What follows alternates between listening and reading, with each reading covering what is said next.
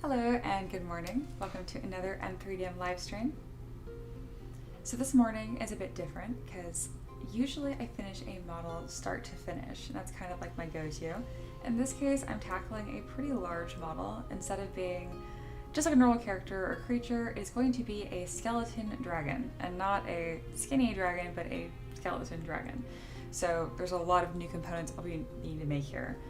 Another thing I want to preview or highlight really quick is I launched a new project today, and it's featuring a lot of the women that I sculpted this year. I'm really proud of this project. I launched it about an hour ago. It's already doing well. I'm really glad. If you're interested in this, I have it pinned in the chat and linked in the description, and I'll mention it a few times throughout the stream. But one of my favorite models in this is this lovely lady. She's an astral sorceress. It's someone's original character they shared with me on Patreon, and then I brought it to life, so I'm really proud of this. Everything on here is pre-supported and everything has been printed. I'm scrolling through it pretty quick because I want to show off. This is my first live stream from this year. I want to show off these printed pictures. So yeah, every single one of these prints that you see here is this big. And this is actually one of the models from the project, the Goddess of Virtue. So yeah, if you're interested in these models and you want them to 3D print for your own tabletop games or to print them tall and statue-like, you can totally do that.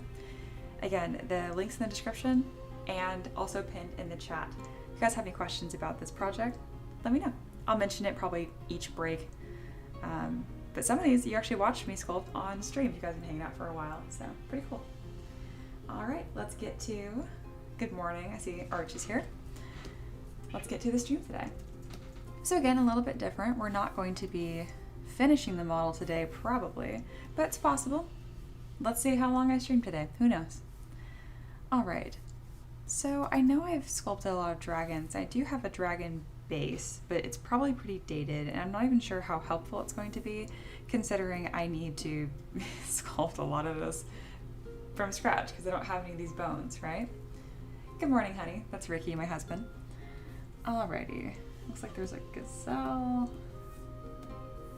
Let's go ahead and put a nice polyskin cap on here. It makes my life a little easier. There we go.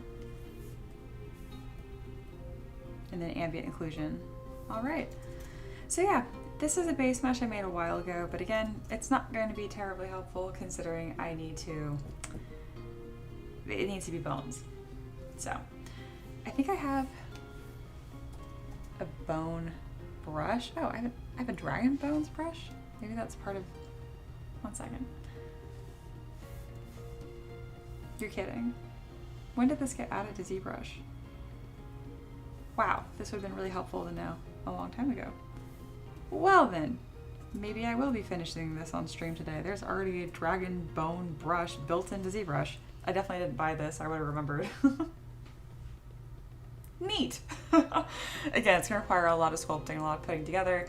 Yeah, I guess let's get going. I grabbed all these references to make sure I can sculpt it from a sphere, but hey, if I can have an easier day, I am happy to have a cozy, relaxed Sunday, so let's go ahead and do just that. Gosh, kind of feels like cheating. I was really prepared to have to work really hard today on stream, and now I'm like, I guess not.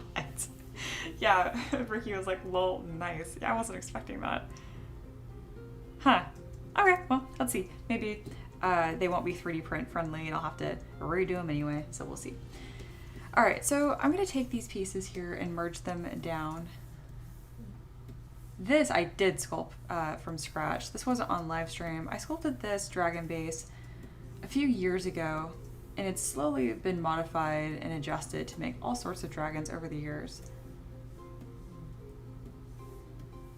And my go-to whenever I'm sculpting from scratch is I always start from a sphere. You don't have to. You can use whatever primitive shape that you like, but I've always been a fan of the just classic, good old sphere.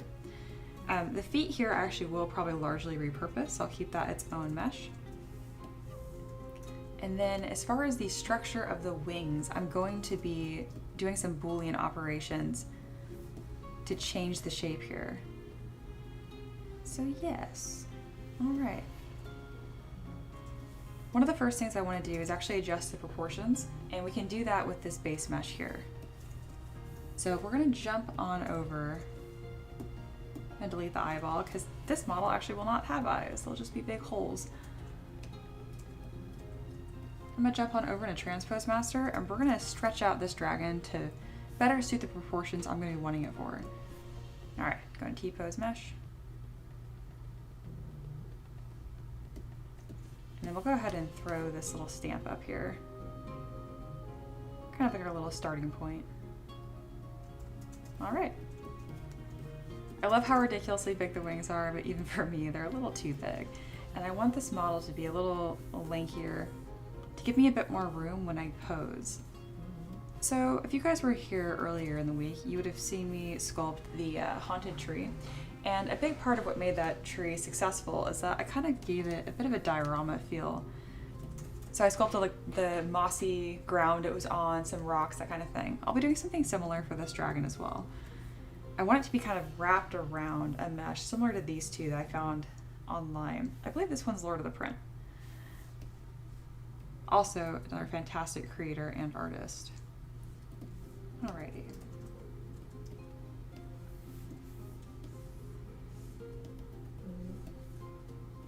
Oh, something that I'm surprised that I didn't grab a reference from is Val Hazek from Monster Hunter. Let me go ahead and grab those references, actually. I think it's Val Hazek. It's from Monster Hunter World. Yeah, Val Hazek, 2 A's. This is one of my favorite monsters in Monster Hunter. If you're new to the stream, I play a lot of video games, I talk about a lot of video games. I'm very, very excited for Monster Hunter Wilds. Yeah, that'd be a good one. Again, it's not quite a skeleton dragon, but this kind of like mummification like texture on it will make everything a lot more 3D printable, because I can't literally just put a bunch of bones on here and hope for the best. That's not going to 3D print. I mean, it probably would on a resin printer, but it'd be a nightmare. And I really like to make sure my stuff is FDM friendly as well. All right, there we go. I'm gonna go ahead and grab that reference and add that to our board here.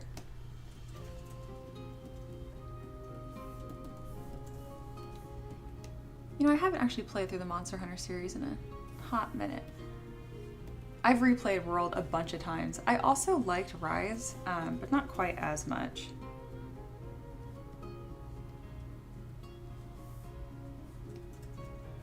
And then one of the things I think will be really important for this model is to have the jaw open and then broken and dangling a little bit. I think that'd be a really nice touch. All right, a little better on the proportions here. Gonna suck this up. We're probably gonna be putting a lot of the bones like embedded into this base mesh, because again, I can't just have this model hollow. It's not gonna print. Sai is here. Good day. Yeah, thanks for welcome back. And I'm not certain. The tail I'm probably going to largely leave alone until I've posed the model, because again, I'm going to want to wrap around.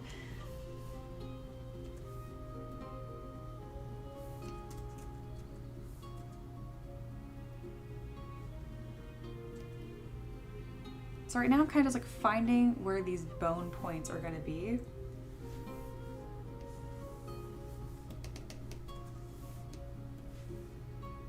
Stretch them out a little bit more. Let's go ahead and hide that wing bone and then bring up that shoulder.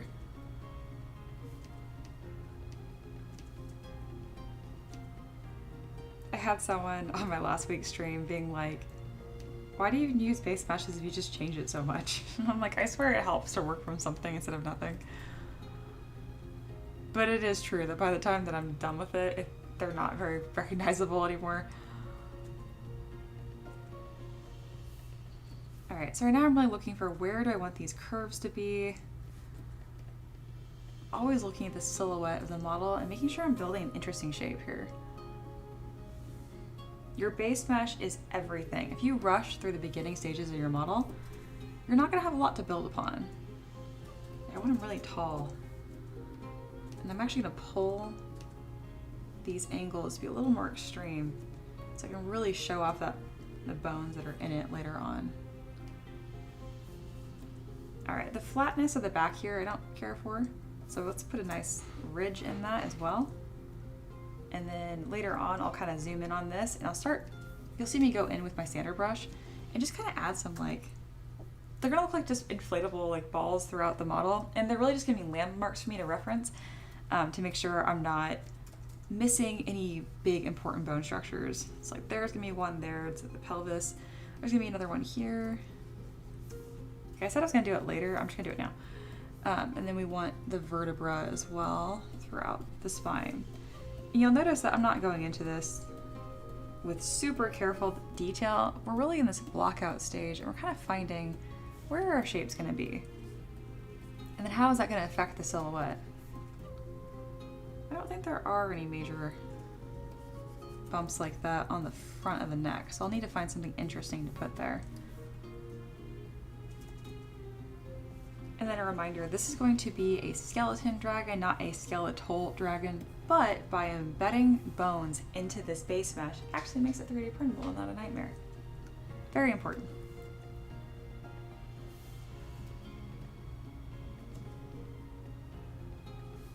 I'm a little undecided on how I want to treat the connection from the neck to the rest of the body. And then the wings, though epic, they're a bit on the big side.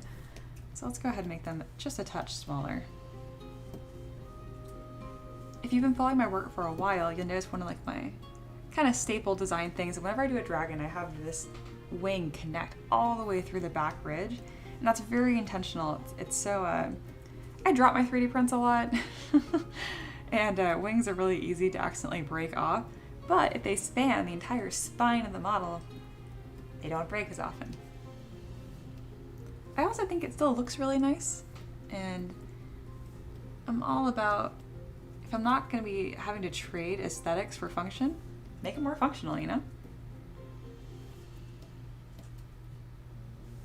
And then Sai says, I understand that y'all have resources for human anatomy, but how do you research dragon anatomy? Yeah, it was a lot of Google image searching. I just kind of scrubbed Google images. I grabbed other artist works that I like, and then I found a couple here. So even though dragons aren't real, that we've seen, jokes, they still follow very similar, like, they are modeled after real animals, right? So a lot of like fantastical creatures and stuff, we think they exist because we saw skeletons of them. So I don't know if you guys know this, but let me show you a fun thing here. All right, if you've just been hanging out and haven't been looking up, this is a really good time to look up at my stream. All right, do you guys see this skull here? Oh, I spoiled it. Don't read the top. What does that look like? Doesn't this look just like a cyclops? That's where that came from. So like cyclops lore is because we found elephant skulls and we figured it was a giant humanoid. Because I mean, how would you take that and then see an elephant from that? Like you wouldn't, you know? So yeah, my point being here is that dragons are kind of the same way. They're based on lizards. I usually base the bodies heavily off of lions. So if I type in lion skeleton, here we go. Yeah, so like this lankiness here, I like this shape. So ignore the head, but just from the body, I take a lot of inspiration from that to build my dragons. But again, they're based on real things, even though they're not real. And I love this little elephant skull cyclops bit of lore. So there you go.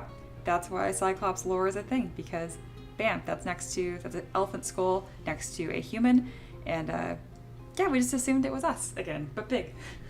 We're a little self-centered as a race, but it's fine. I hope that answered your question and gave you a little bit a fun fact. I actually learned that from my Discord.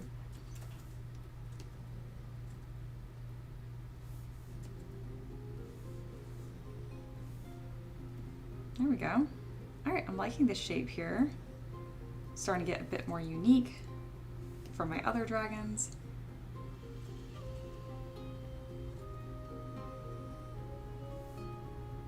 Beautiful. All right, now that I'm happy with this shape, I'm gonna go T-pose sub T, which will put all my deformations back on my subtools.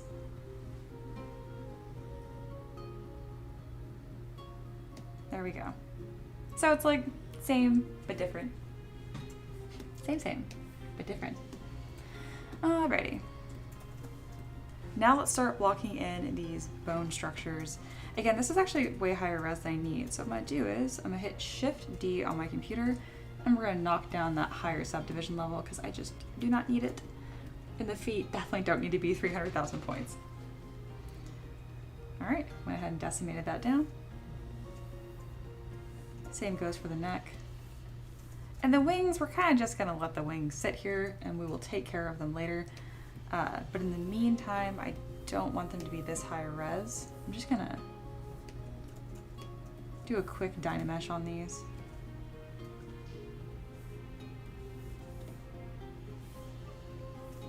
Come on, lower the poly count. There you go. Excellent.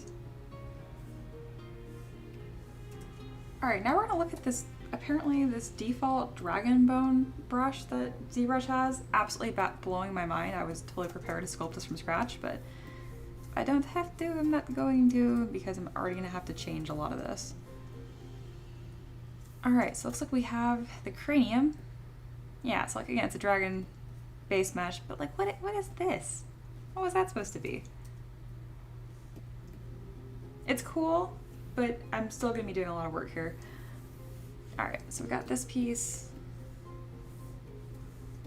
Oh, maybe, do you know what would be really cool for this model?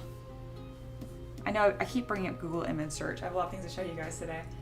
Did you guys know that eels have like 2 jaws? I only know this because of my dad. Here, wouldn't it be kind of cool if we tried to incorporate this somehow? I don't know how we would. You guys are really creative, so here we go. Yeah, it's called a pharyngeal jaw, and it highlighted here in blue. I don't know if this is too small. That didn't help at all. All right, but yeah, it comes out and it also bites. So even though we're doing a skeleton dragon, I mean, we can do whatever we want. This was a request on Patreon. He did ask for an incomplete skeleton, dragon skeleton from the inspired by the Dragonlance series or module, and ultimately though, people support me on Patreon because they like my work. So usually they like my creative decisions, and I think incorporating a second jaw here, just like the moray eels would have, would be so freaking cool. So to remind ourselves of this, I'm just gonna throw that little screenshot onto our board again. Where did that screenshot go?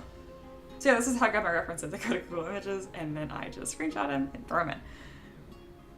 I'm trying to get better at putting descriptions under some of them because if I'm gonna have these on stream, I wanna make sure that I'm referencing the artists that are there, even though I'm not copying anything. It just in case you guys see something over here and you wanna look into that, I wanna make sure that's available. But anyway, that's kind of the inner workings of my brain right now. Again, thank you guys for hanging out with me on this lovely, lovely Sunday morning. All right, I like this. And then we're also gonna want that mandible, which is the jaw. When you're using an IMM brush, if you wanna just insert the brush, you don't have to go here and click and drag. You can, but it kind of deforms. The best way to do it is to bring up your 3D gizmo and then just click, bam, there you go.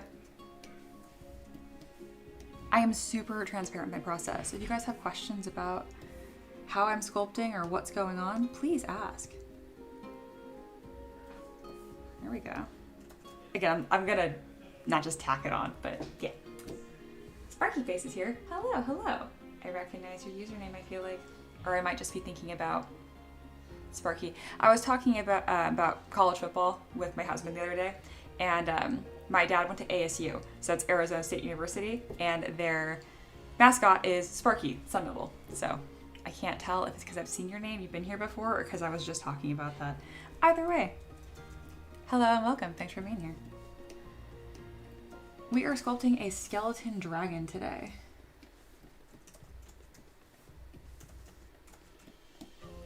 And I'm really playing with a lot of different concepts here because this needs to be 3D printable. Everything I design is 3D printable, and then it goes to my Patreon supporters.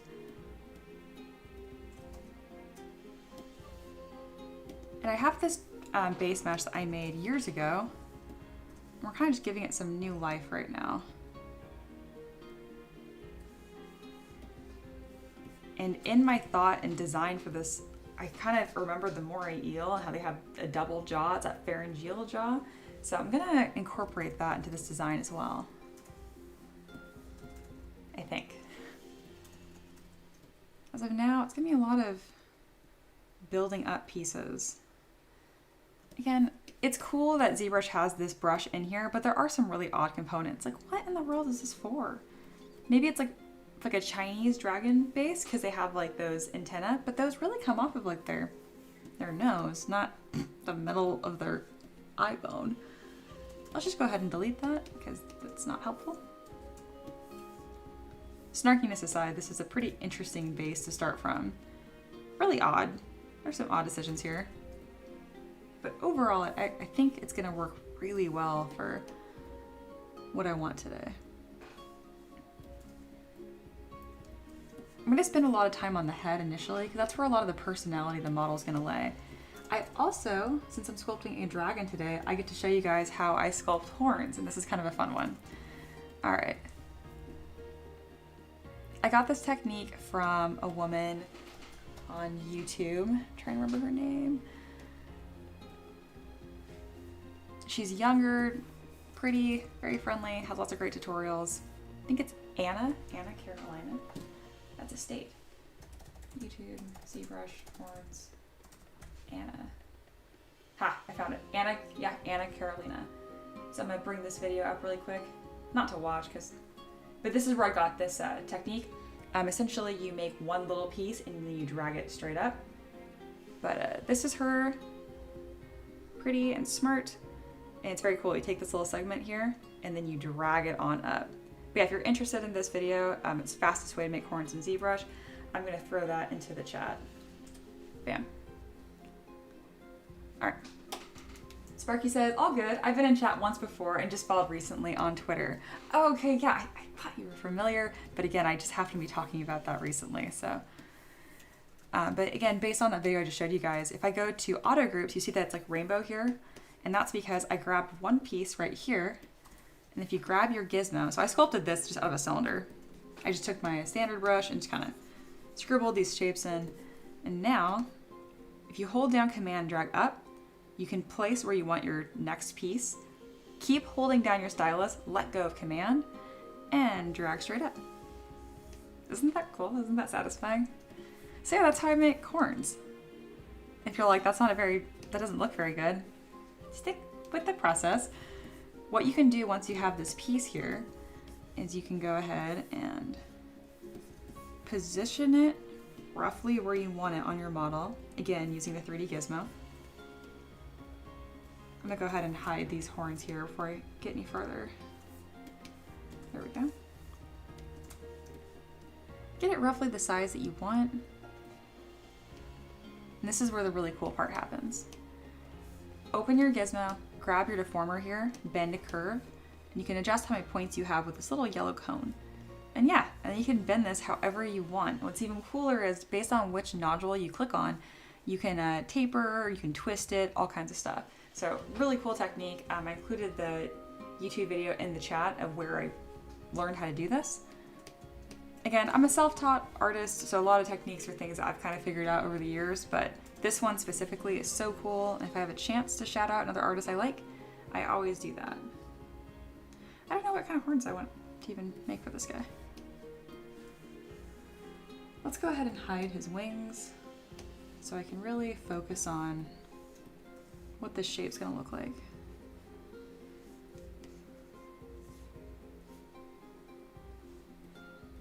I recommend don't add more points to bend on your horns and work with as few points as possible for as long as possible.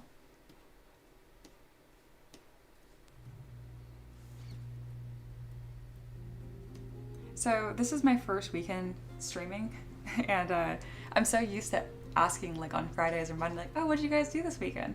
But if you're here, you're hanging out with me. I know what you did this weekend, kind of. Still, if you guys have anything fun that you did yesterday or have planned for later today, I'd love to know. I finally built my shelter for my horse.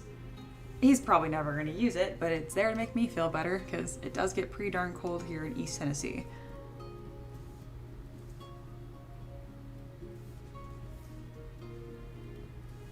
All right, I like that horn. I think that looks really nice.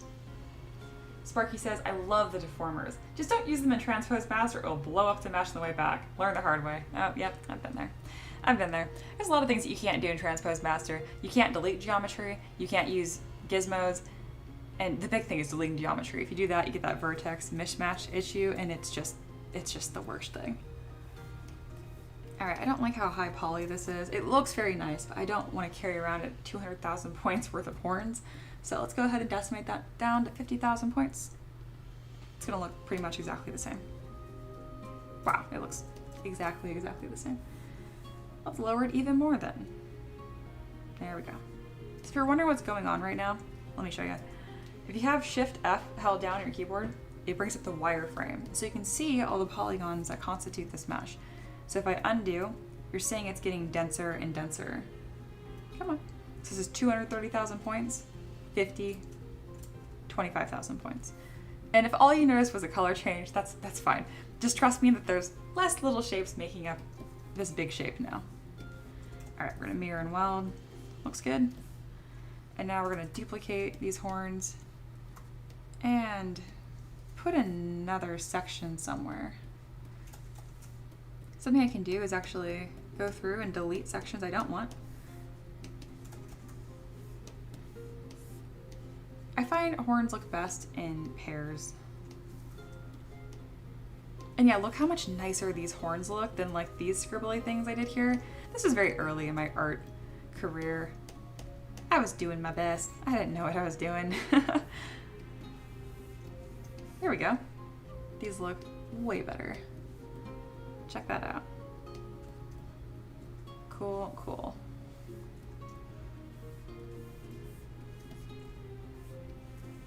All right, so I'm gonna shrink this head that's inside here a little bit. But I'm gonna keep that funny little inner jaw. This piece right here is way too fragile. Again, this was from the, apparently ZBrush has a dragon's bone brush already in it. I had no idea. But I need to make this much larger. So I'm grabbing the gizmo and pulling straight down with a small mask on it. And he looks really funny because there's no teeth. So I'll be adding teeth somewhat soon.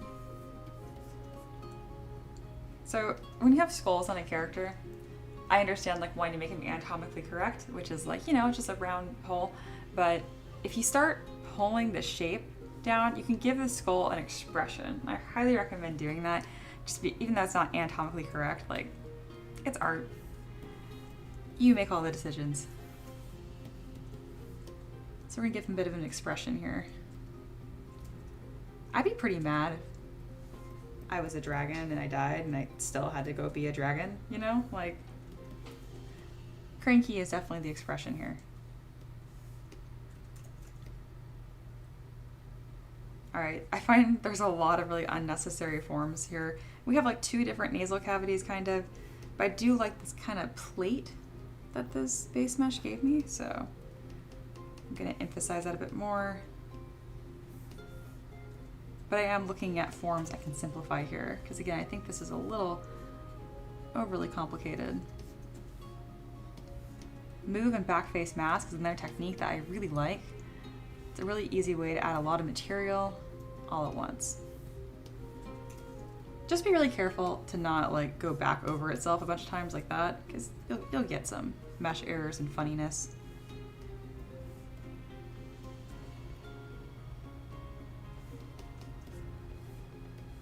All right, pretty interesting.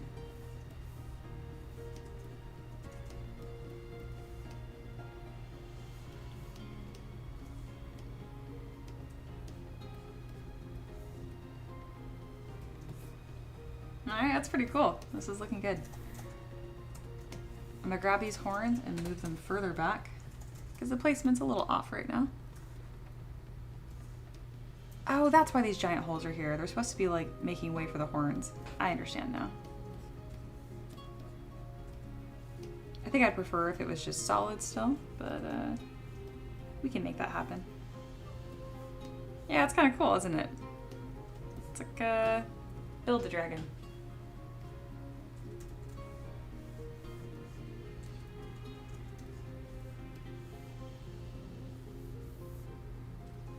Alright, I think the face here is a little too long. So I'm gonna grab my transpose line and scoot it on back.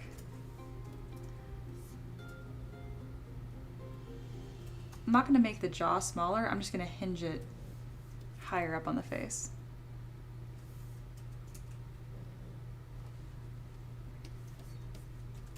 Yeah, this is a little busy. So we're going to go in with our trim dynamic brush. We're going to flatten some of the planes here. Go with dam standard and then commit to the forms I want to be there. Like this right here, this little bone, I don't think is gonna make the design look any stronger. I think it's just gonna convolute the silhouette. So I'm gonna go ahead and delete that bit of geometry.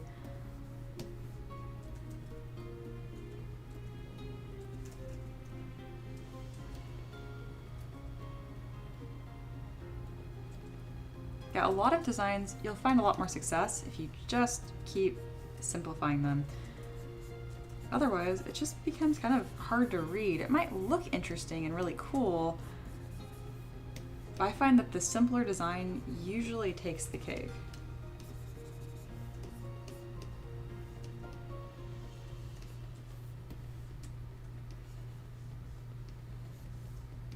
I always love when I'm teaching my students about alphas for the first time, because like without fail, the next model they submit for their assignment, it's just covered in texture and it looks like a complete mess. And it's so cute. Like I totally get, like you get this new tool and so you want to use it, but more is not always more. Sometimes less is more.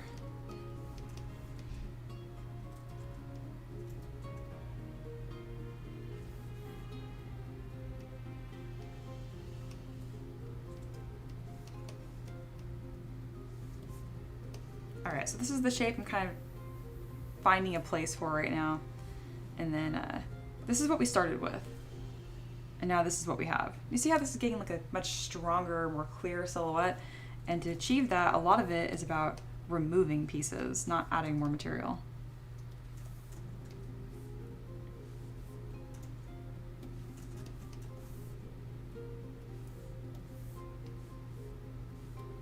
So in order for this design to have the most success, there's going to be like this interesting two-head thing going on in the inside.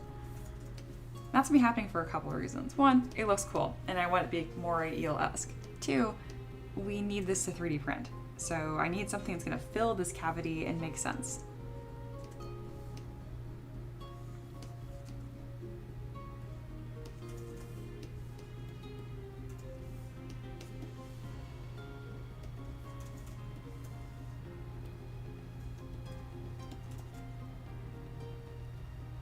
It's probably gonna end up looking more like a little tongue, which is fine.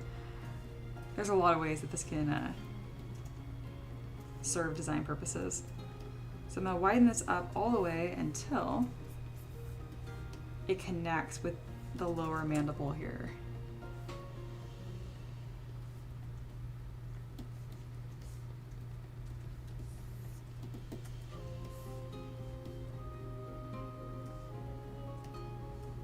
Not crazy about this lower jaw, and it's because I'm not really sure what I want to do with it. I think it's because this bend right here is really silly. It really should be a largely flat piece still. So let's go ahead and find that shape. That looks better. Oh yeah. Cool.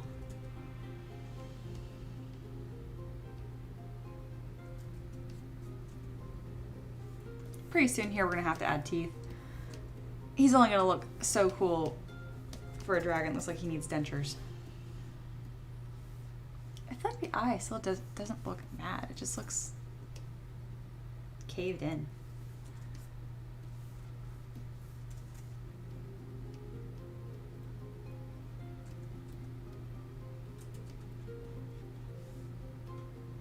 There we go. I just had to stretch the orbital socket, deform it a little bit more.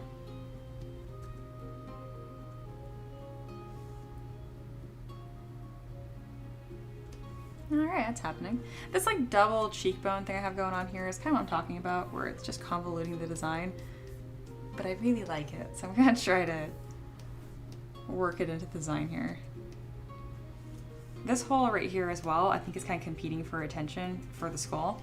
But it's really cool because I'm also like showing parts of the mandible and how that connects.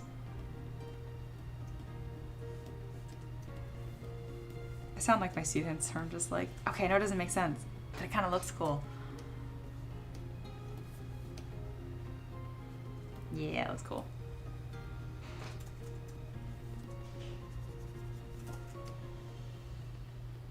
All right, let's go ahead and add some teeth. I wonder if there's already teeth in this. Oh, there sure is. Upper teeth and lower teeth. Wow, crazy. Let's see if they look any good. Can work with that.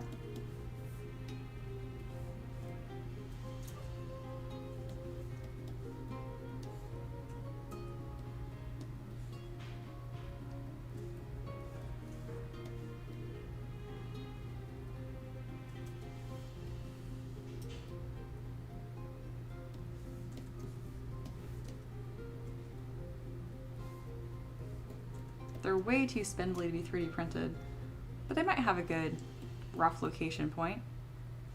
I kind of like what I see on the bottom.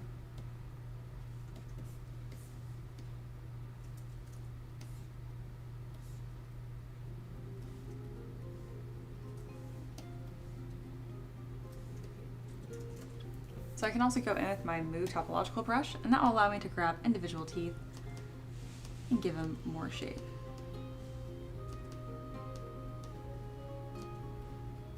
I'm a fan of big, long, spindly teeth, and I'll go in towards the end here and make the teeth a little crooked, some broken points, all that good stuff.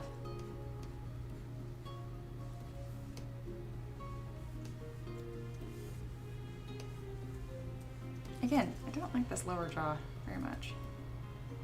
Does it just need to be flat? Yeah. There we go.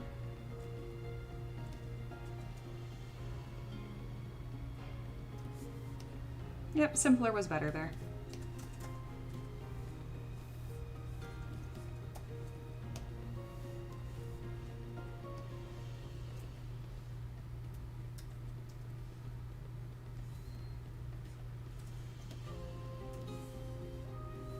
How are these supposed to fit?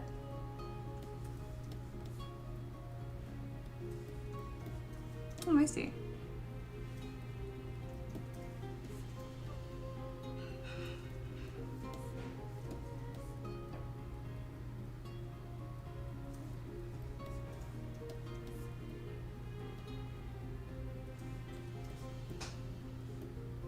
They're so small and sparse by default in this brush. I also think I have the teeth upside down. Let's go ahead and flip it 180, see how that looks. Yeah, there we go. They're also still the wrong direction, I think. Yeah, I totally put that brush in wrong. Okay, and flip again 180.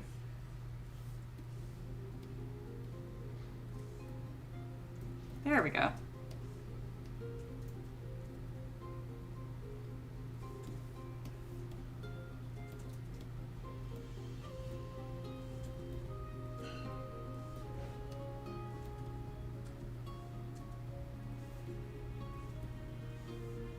Excellent.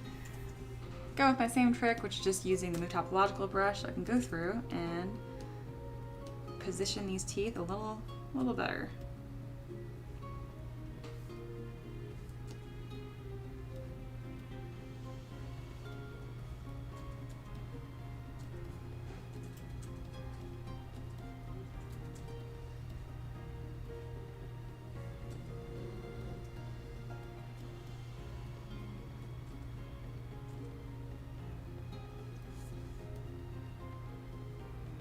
I think the lower teeth look better.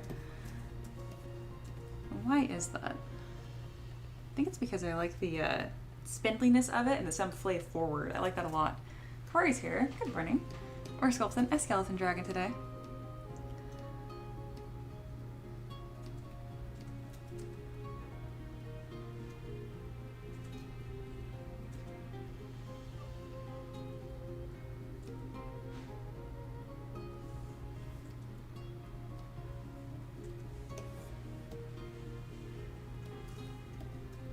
Overall, this head's looking pretty mean.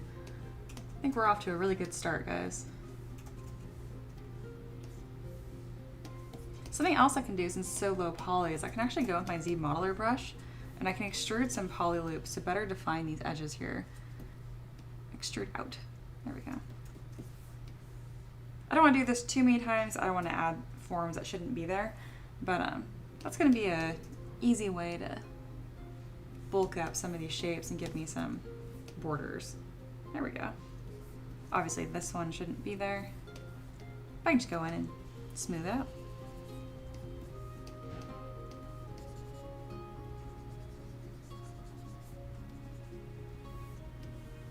Very nice. Just adds a little bit clean edge there. Something for your eye to grab onto. Corey said, very nice, dragons are always cool. Isn't that the truth?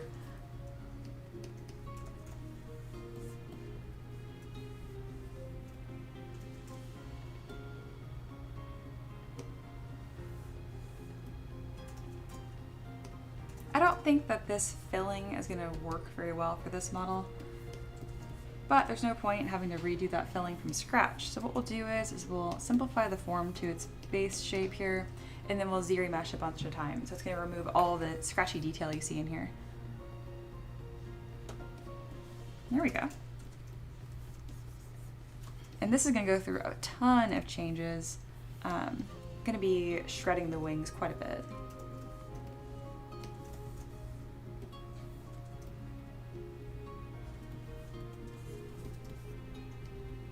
Off to a good start though. I really like the horns. This came out really nice. Thank you guys for spending the Sunday with me. If you're enjoying the video, I'd really appreciate if you leave a like on the live stream. It helps a lot. And if you're really enjoying it, or you've learned something new, subscribe. It's the best way to keep in touch. And speaking of learning something new, if you guys have any questions, please ask. I'm an absolute open book, and I'm happy to share all the things that I've learned over the years. I'm doing this full time since 2019. And since then, I have sculpted hundreds and hundreds of models.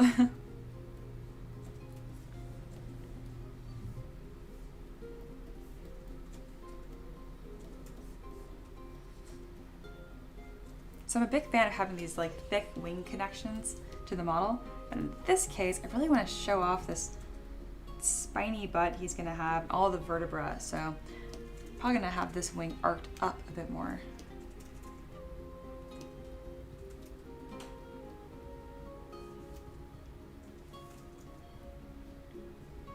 All right, very nice.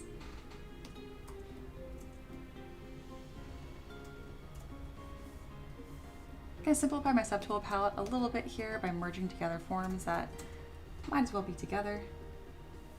And now let's see what other presents we have for us in this dragon bone brush. I'm still baffled that this was a thing. What is that? I think those are vertebrae. Oh yeah, it says at the top. So we have this piece. And we also have tail pieces. Oh, that's just a spike. That's not real. We have a tail assembly. Oh wow, that does all of the work, doesn't it? Baffled. Let's go ahead and do the tail then.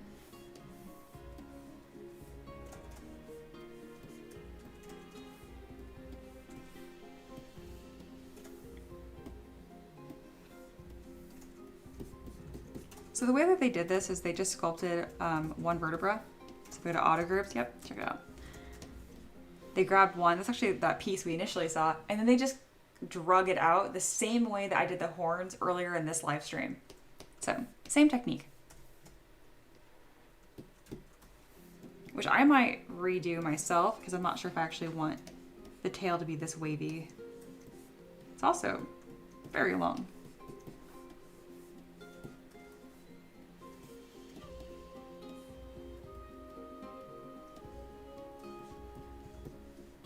I don't like that.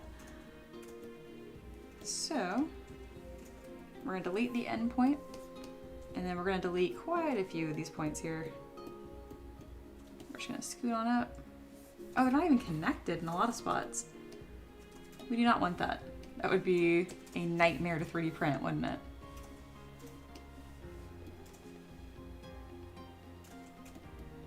I'm kind of have an idea of what would be best here. So again, really cool that I found this brush in ZBrush, but yet you still got to do a lot of your own decision making, that's for sure, to make this work. So what I'm going to do is, see this tube? It's kind of in the middle here, like that. Oh, it's even hollow. See, there's a lot of aspects here I don't want for 3D printing. So what I'm going to do is I'm going to go in with my curved tube brush and just paint my tail on, kind of like this. There's a couple things here that I want different. I'd like if there was a taper on the end, so I can go to my stroke modifiers, enable size. See this little graph right here? You can flip so it's a negative slope instead, and then make it so it's not too negative. And what that does is it just dictates the curve. So there you go. And then let's go ahead and draw that shape. I'm gonna want it pretty straight. And if we make it straight like that, we can use the same technique we used for the horns at the beginning of the stream, where it's really easy to pose in one piece. I scoot that on over to the center and mirror and weld.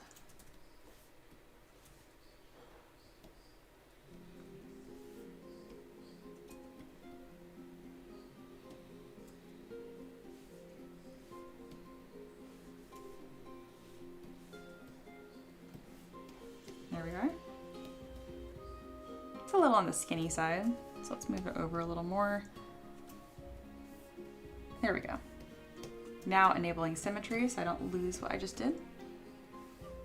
And we're gonna move this into place. We're also gonna go to the base mesh of the dragon and delete this tail because we no longer need it. Delete. And then we'll close holes. Smooth out those seams.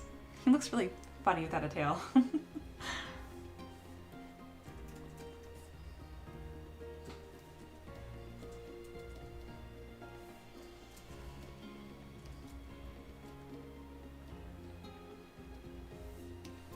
It's gonna have a bit of a flat triangle butt here, and the reason for that is because he's a skeleton, and that's kind of the shape the pelvis is, kind of like this elongated triangle.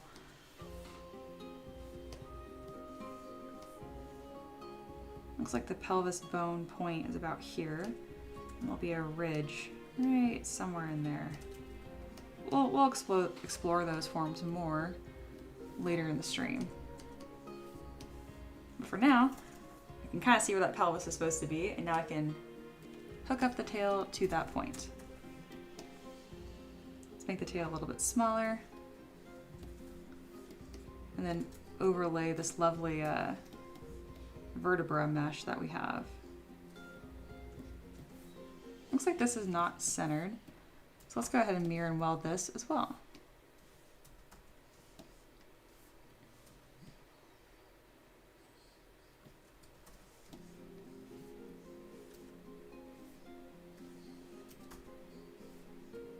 There we go. All these points right here would have to have supports on, so I'll keep that in mind when I design this. I'd like my stuff to be easy to 3D print, but I also want it to look really, really, really cool. So we're gonna have to find a happy medium.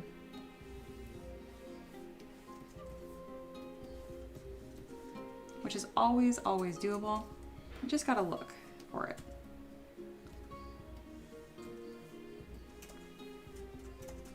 All right, let's go ahead and move this tail bone into place.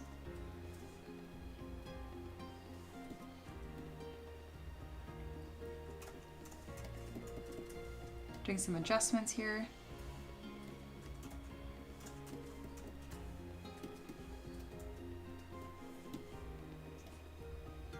There we go. As these segments go down, I'll make sure to make them a little bit smaller as we go. And then following that same pattern there, so you have a vertebra piece and then that little cylinder in between each one. Oh, making sure symmetry is turned on. My bad. Let's just redo that little spot with symmetry on. There we go. And to make it even easier on me, I'm actually going to duplicate the whole thing and delete the initial point, and that will be connection ready.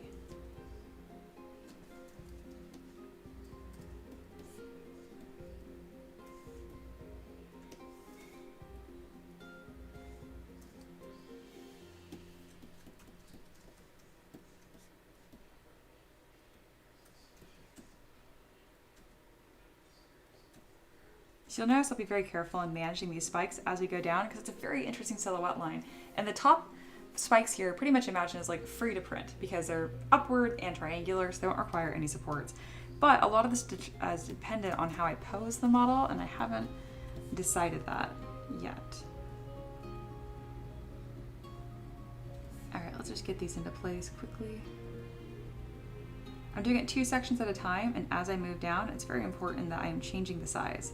It needs to have that natural taper to it.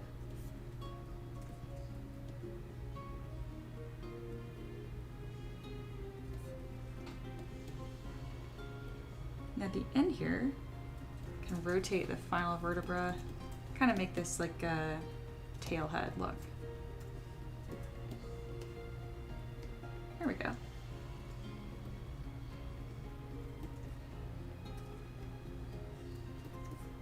Very cool.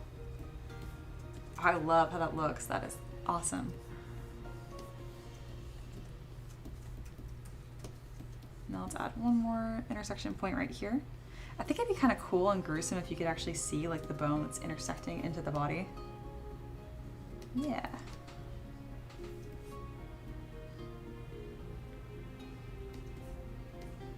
All right, what do you guys think? This is looking pretty darn good, I think. Really early on, but it's happening.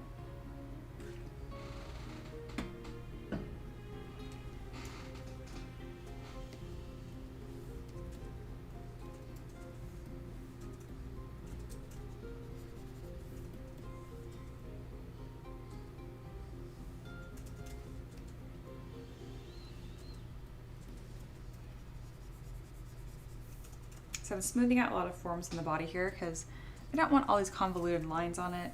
That's just from the base mesh that I had, because usually my dragons have skin and scales and muscles and whatnot.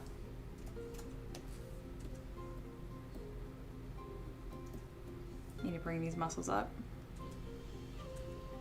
Their chest is very similar to like a horse.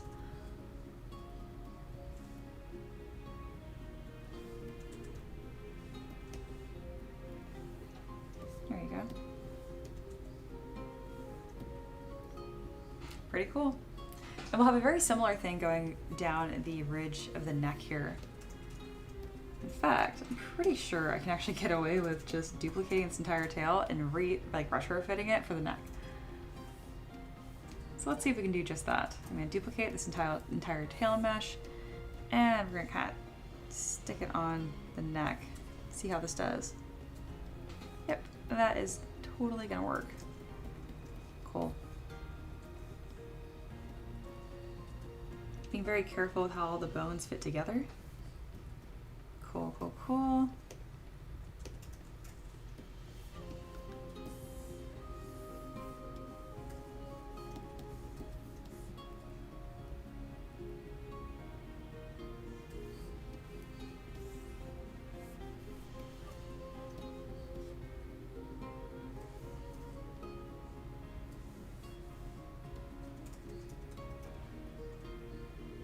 And I'll probably make a lot of these spikes go in just all these different directions and stuff. So when I have a design that's going to be almost super print friendly, I'll push it to that size that it is, right? But this one, no one expects a skeleton dragon to be easy. They know there's gonna be some flimsy spots on it. They know it's gonna be a little more on the fragile side. So I'm not gonna compromise the design to make it a worse skeleton dragon, just make it slightly easier to print. I'll just make sure I have a really good pre-supported file that I share. I already have a lot of practice doing that anyway. Every model that I make on stream gets pre-supported and shared with my Patreon supporters. All right, we're missing one section of vertebra. So let's go ahead and there we go. Kind of looks like a horse's mane too. And then these bones right here, I think it'd be interesting if they actually grabbed onto the neck. We can do that by grabbing Move Topological. Have your Z intensity somewhat high. It'll prevent any like bending or deformation. And scoop that on there. And then Ricky says, wow, this is taking shape quickly. Is it? I wasn't really paying attention. How long have I been doing this? Oh, it's only been an hour. This is coming together quickly. Excellent. I really banked on this stream being a pain in the ass, truly. I even gave myself 2 days because I was like, this is gonna kind of suck. But it hasn't. This has been, I'm not gonna jinx it and say easy. It's always work, you know? But yeah, I guess those years of sculpting every day kicking in. It's like I've made these decisions before or something. I don't know, every now and then I get ready to stream and sculpt a model that I'm like, oh, that shouldn't be that bad. And then I try to sculpt it. I'm like, wow, that was an ass kicker. I did a pangolin a couple weeks ago. Oh my god. Pangolins are so weird looking, and it was supposed to be like a cute pangolin with wings, and it came out great, but like I had like 3 different artistic meltdown breakthroughs throughout the stream.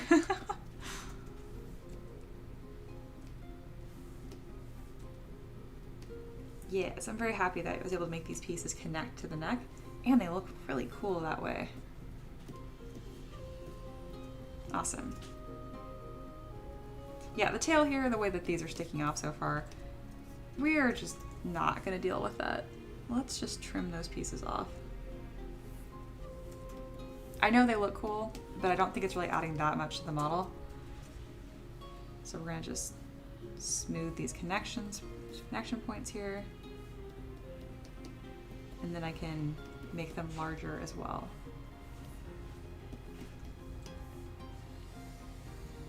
There we go, much less obnoxious.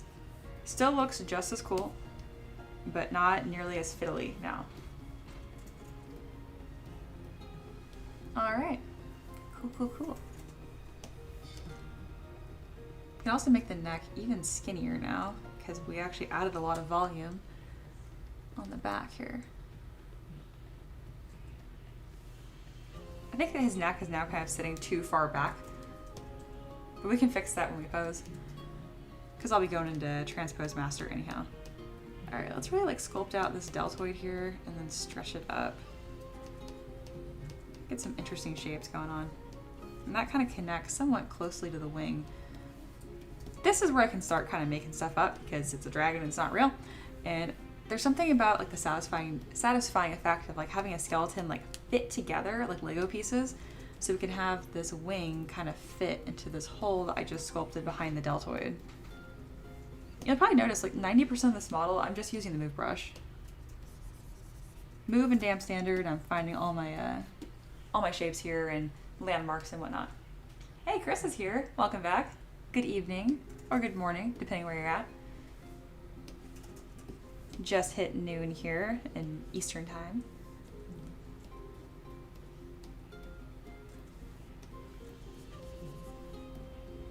There we go.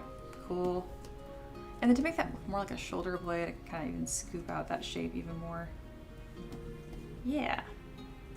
It's looking a little dinosaur, I think, but that's okay. As long as it's still looking lizard-esque.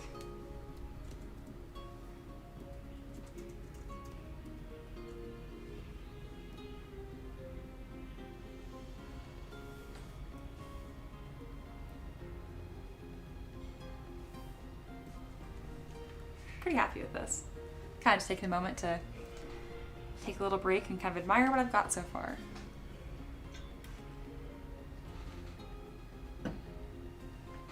Also, to everyone hanging out, kind of have some exciting news. I launched a new project today. So if y'all are looking for 3D printable files, specifically of women, I made a project just of all the women that I've sculpted this year. And yeah, it's on Kickstarter. There's a link in the description and in the chat. But this project has been so much fun. I think I've made every one of these models this year. And I printed pictures of all of them because, again, all my stuff gets printed. Oh my goodness, Maverick, you were having a sneezing fest over there. Go lay down. I know. There you go. And then I have a lot of turntables throughout here as well. This is one of my favorite models in the entire set, Astral Sorceress. But yeah, pretty happy with it. If you're interested in that, again, that project is live and there's a 24-hour deal. So if you want it, get it, because now's the best time. All right, I'm gonna be on a quick break and I'll be back.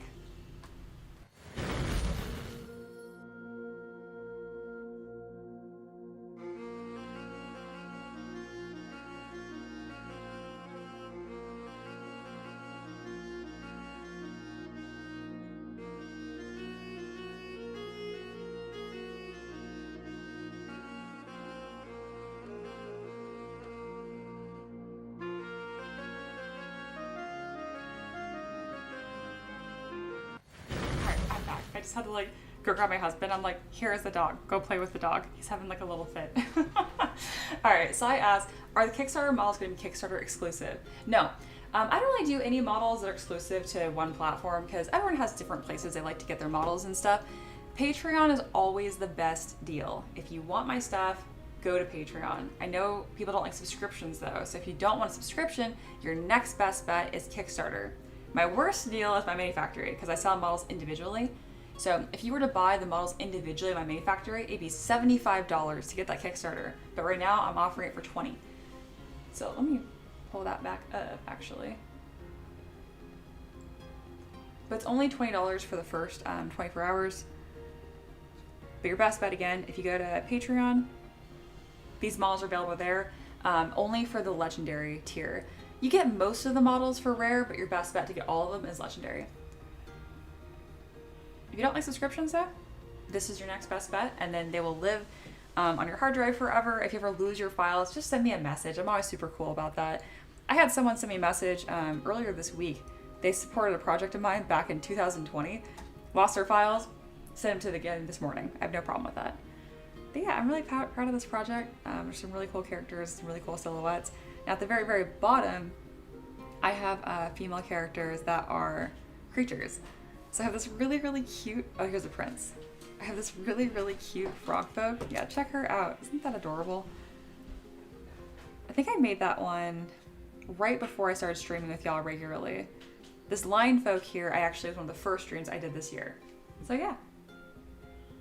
And so I said that barely counted as a break. Yeah, it really wasn't. I was just like, I need to go put the dog away before he like... So I have a pug and he's just like very noisy. He's very cute. He's my good boy. But like, oh my lord. It's kind of like, we call him the baby and the goblin kind of interchangeably. So I will take an actual break in a little bit here, but I really want to talk about this project. Again, this went live this morning. And there's a 24-hour deal. You can get every model in this collection for $20. If you bought these independently, it'd be $75. But if you're open to subscriptions, Patreon is still your best deal, and it's $15.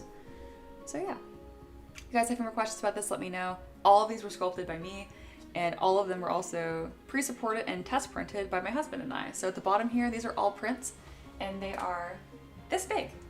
So yeah, it's pretty incredible how much detail you can get. You can print them bigger. Like, for example, I have this one here, and it's the exact same file.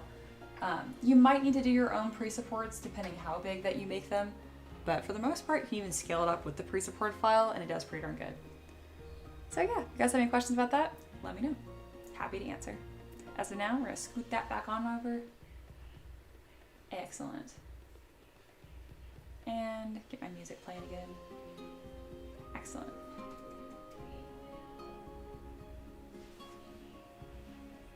Yeah, I'm really happy with this stream so far. Again, it's very possible I might finish this model today. It depends how crazy we get with the pose. Because I'm thinking I'm gonna do a more complicated base, kind of like this. Some sort of rocky structure that it's like kind of crawling around. Because I've done a lot of dragons over the years. I even have Kickstarter collections that are just dragons. And most of them fit well in like a flat base, but I'd like to start breaking into more like almost diorama-worthy pieces, so we'll see what we want to do here. If you guys have ideas for the pose that you want to share, I'm open-minded. I'm very open-minded.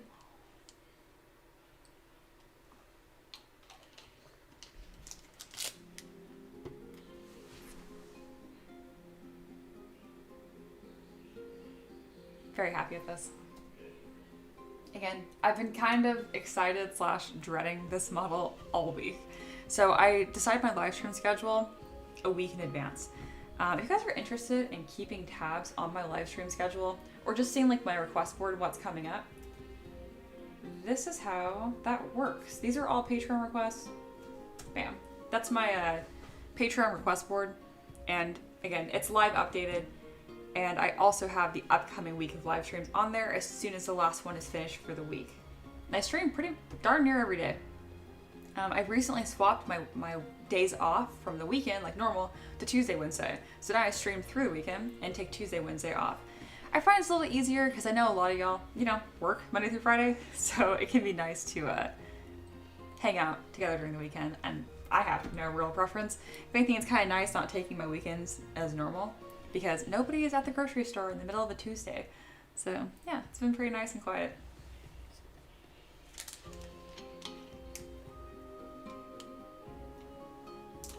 All right, we're gonna move on to the next stage of this model. And really that's gonna start figuring out what we're gonna do with this rib cage to torso area. So yeah, I think I'm gonna have it more of like a solid rib cage approach instead of being all spindly, because that'd be a 3D printing nightmare.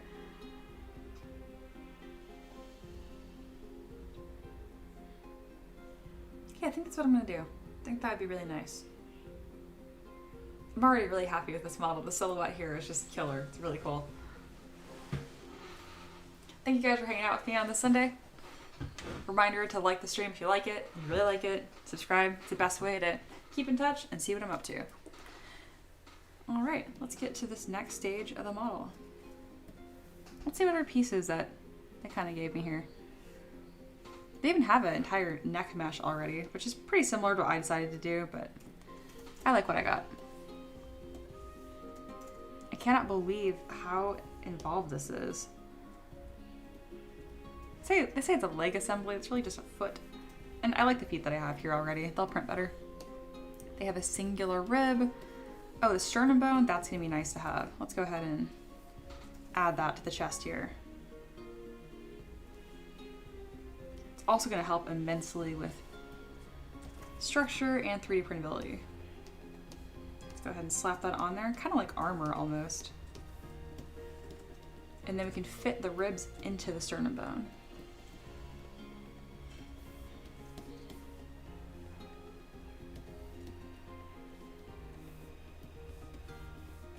Here we are.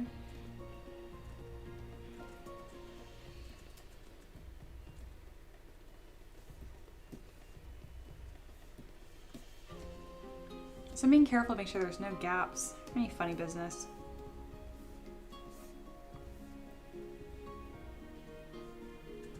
Sai had a really good question earlier of like, how do you decide musculature, but anatomy, and especially a skeleton for a creature that's not even real. And again, there's just a lot of overlap between fancy creatures and real creatures. Like we also have a sternum bone. It's right here in the center of your chest. Oh, Taylor just asked, how do you decide the bone structure of a fancy creature? Great question. It's so similar to how other animals are already constructed. So that's kind of the gist of it, where I'll have references that kind of like splice together, and they're very lizard-esque. And in this case, I'm taking a lot of notes from a horse, actually. The only big difference is that for a horse, their neck skeleton is not at the top of their neck. It's actually sits at the bottom of their neck. But very good question. For the most part, a lot of these pieces are just kind of the same, you know? A rib looks like a rib. You might change the proportions of it and the way that it tapers, but the rib cage is largely recognizable across most animals. Good question though, very good question.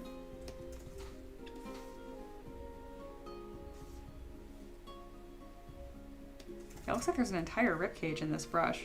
My goodness. I'm still baffled at how much work has just been done for me in this pack here. Yeah, what head do they have? Oh, so that's how they assembled their head. I actually like my head a lot more. So it's cool that ZBrush had this already, like all these meshes and stuff. I don't care for this dragon head though, that's the default. It looks kind of friendly, kind of fairy dragon-esque, kind of cutesy. Nah, not helpful. Helpful, but not, it still needs my own artistic touch. Sai says, I think he seems so confident with it that we're all just sat here like, has she seen a dragon? You'll probably get that question a couple times. Oh, that's really sweet. Thank you. I appreciate that. And don't want to give away my secrets, but I may or may not have seen a dragon in real life. You guys don't know. Growing up as a kid, it was kind of like an ongoing joke with my friends that I was a witch. Again, because it's the way that I talk. I sound overly confident. I'm not. I'm actually very humble. I am always open to learning something new. I just talk in a very clear way. I can tell you in a very clear way, I know I don't know a lot. I don't know anything. The older I get, it's like the less I know. And And then another part of that is I was at a sleepover when I was like 8 or something, and we're all laying there and we're about to go to bed, and the light was still on. Someone's like, well, someone needs to go turn off the light, and no one wanted to get up. And so I jokingly said, oh, I'll turn it off. And I pointed at it without getting up, and the light bulb burned out at the exact same time. So that's where like the Mia as a witch thing came from. It was very much so a joke as a kid. That, and I totally have a dragon. Kind of a fun fact, I wasn't like super into like imaginary friends when I was a kid, but I did have one, and it was a dragon.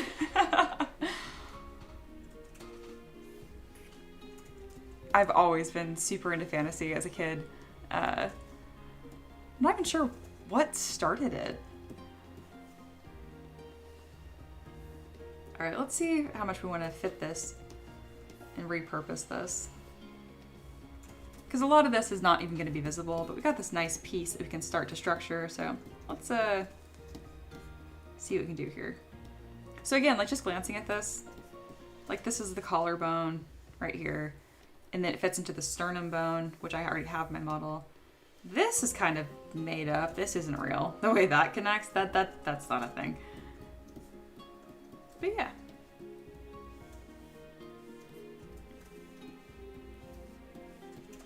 I feel like every stream y'all learn something new about me. And then a lot of this we do not need. So since this is polygrouped nicely, I can go ahead and just select them and delete them. And then we're gonna wrap this structure onto the chest here. And this is really essential, so that way this model is still printable. All right. Do some careful adjustments. Pretty cool. Yeah, this is gonna look awesome. Hey, Pat here. Hello, hello. And Corey agrees, fantasy is just the best. Taylor says, I'm curious what this dragon's egg would look like. Same, I don't know if that's an option for this. I don't know how much I want to talk about dragon reproductivity, but if that was a topic, I don't know if there's much of a case for this one.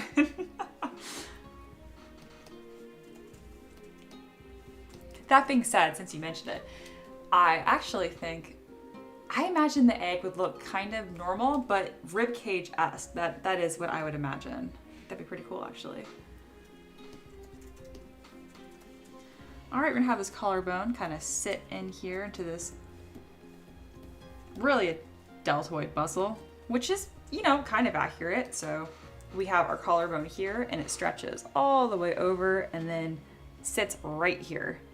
So again, it's a kind of a big like Cupid's bow, kind of looks like from the top. It does make me laugh like on my streams. Like I do talk about anatomy a lot. If I had to give myself a grade though of like how well I know anatomy and not just knowing like where bones are, what muscles connect to what muscles, that kind of stuff, I would probably barely pass that class. I would be like a C minus. There is so much to know. There really is. It just sounds like I know a lot because I repeat what I know a lot. I say the word deltoid in damn near every stream that I do because I know where that is. It's this muscle.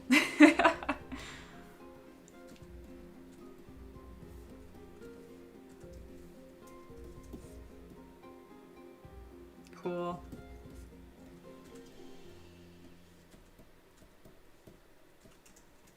I don't like that for some reason this ribcage bone back here doesn't connect to anything. That doesn't make any sense. We're gonna delete that. I also don't like that there's only 3 ribs, but that is gonna read really well. I think I'm gonna add another rib. You know, the one I just deleted. But this one's actually gonna connect. So yeah. Pat says, I completely forgot there was a stream. In your defense, this is brand new. This is the first Sunday I have ever live streamed. So that is new. So for everyone here, whether you are returning or brand new, I appreciate the little hearts. That's so cute. I'm always entertained by the spamming emojis. But anyway, I stream every day except Tuesday, Wednesday, and I always start at 11 a.m. Eastern time. If you want to remember my schedule, you can just subscribe, or I have that just written out in the description. So yeah. Thank you guys so much for being here. If you're enjoying the stream, make sure to like it. It really does help. If you really like it, again, always subscribe. It makes YouTube happy, but it's also so you don't lose me in the YouTube abyss. As I keep streaming here, my schedule will be more consistent and more familiar. I'm still changing it every week or so to kind of figure out what's going to fit best for my audience. Again, this is my first time doing a weekend, so I'm curious what y'all think about this. It really doesn't affect me too much. I have a very flexible schedule. I work for myself. So if Monday through Friday worked better for y'all, I can go back to that. At some point, I know I might have a big enough audience to where there's no way you can make everyone happy. But for now, it seems like I can try to make everyone happy, so I'm gonna try.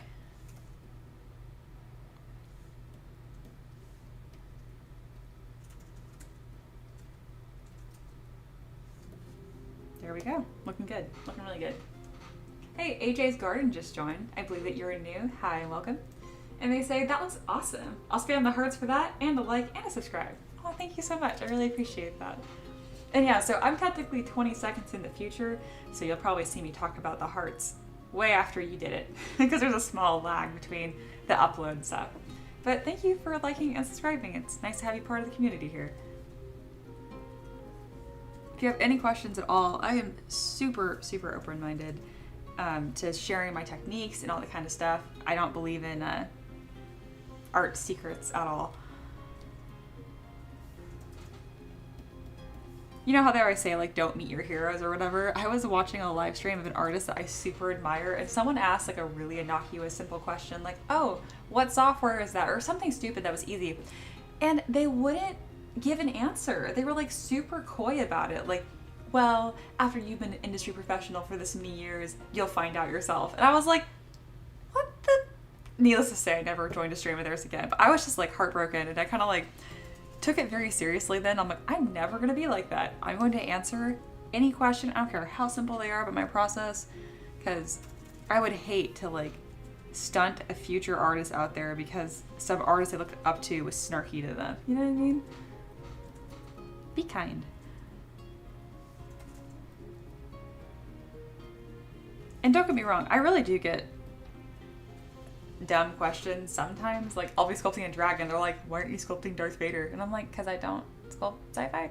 Like, but overall, you lose so much over text, so I don't know what their tone was. It might have just been a joke anyway, so I try to not take things too seriously too. My point is, I take all questions in very, very good faith, so don't be shy. If you want to know what's going on, or even like who I am or how long I've been doing this, let me know. Oh, I saw the alert just pop up that you subscribed, AJ. Thank you. I try to catch him. I have a fun animation on stream when someone subscribes. But again, I'm not watching my stream because I am my stream. I am doing my stream. So I don't see him most of the time. But when I do, I like to make a point to say thank you. So if any of y'all subscribed earlier in the stream, I missed it. I'm sorry. But I do really appreciate it.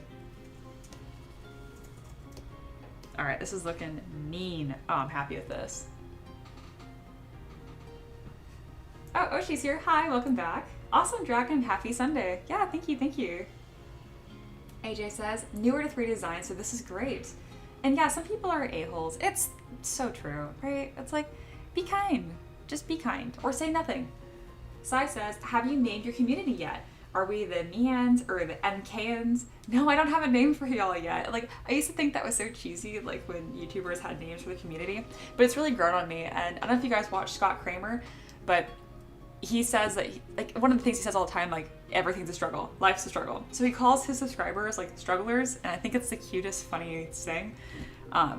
Yeah, I don't know. I call you guys, like, the hive mind every now and then when you help me make creative decisions, but I don't think the hive is a very cute, friendly, warm, welcoming name. I don't know. I think community names kind of come up from the community themselves, honestly, so I'll kind of just see whatever y'all pick.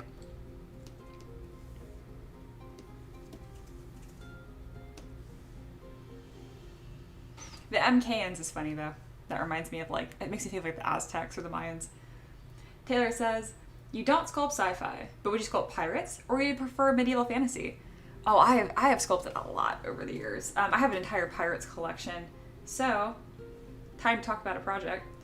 I just launched this project this morning, and it's all of my women. So it's women at tabletop. And yeah, these are all models that I have sculpted this year, and they're all tabletop scale. This is actually one of the models that's included in the project. There's a 24-hour deal, so if you're looking for something to 3D print, this is your best bet. Patreon's always the best deal, but if you don't like subscriptions, this is for you.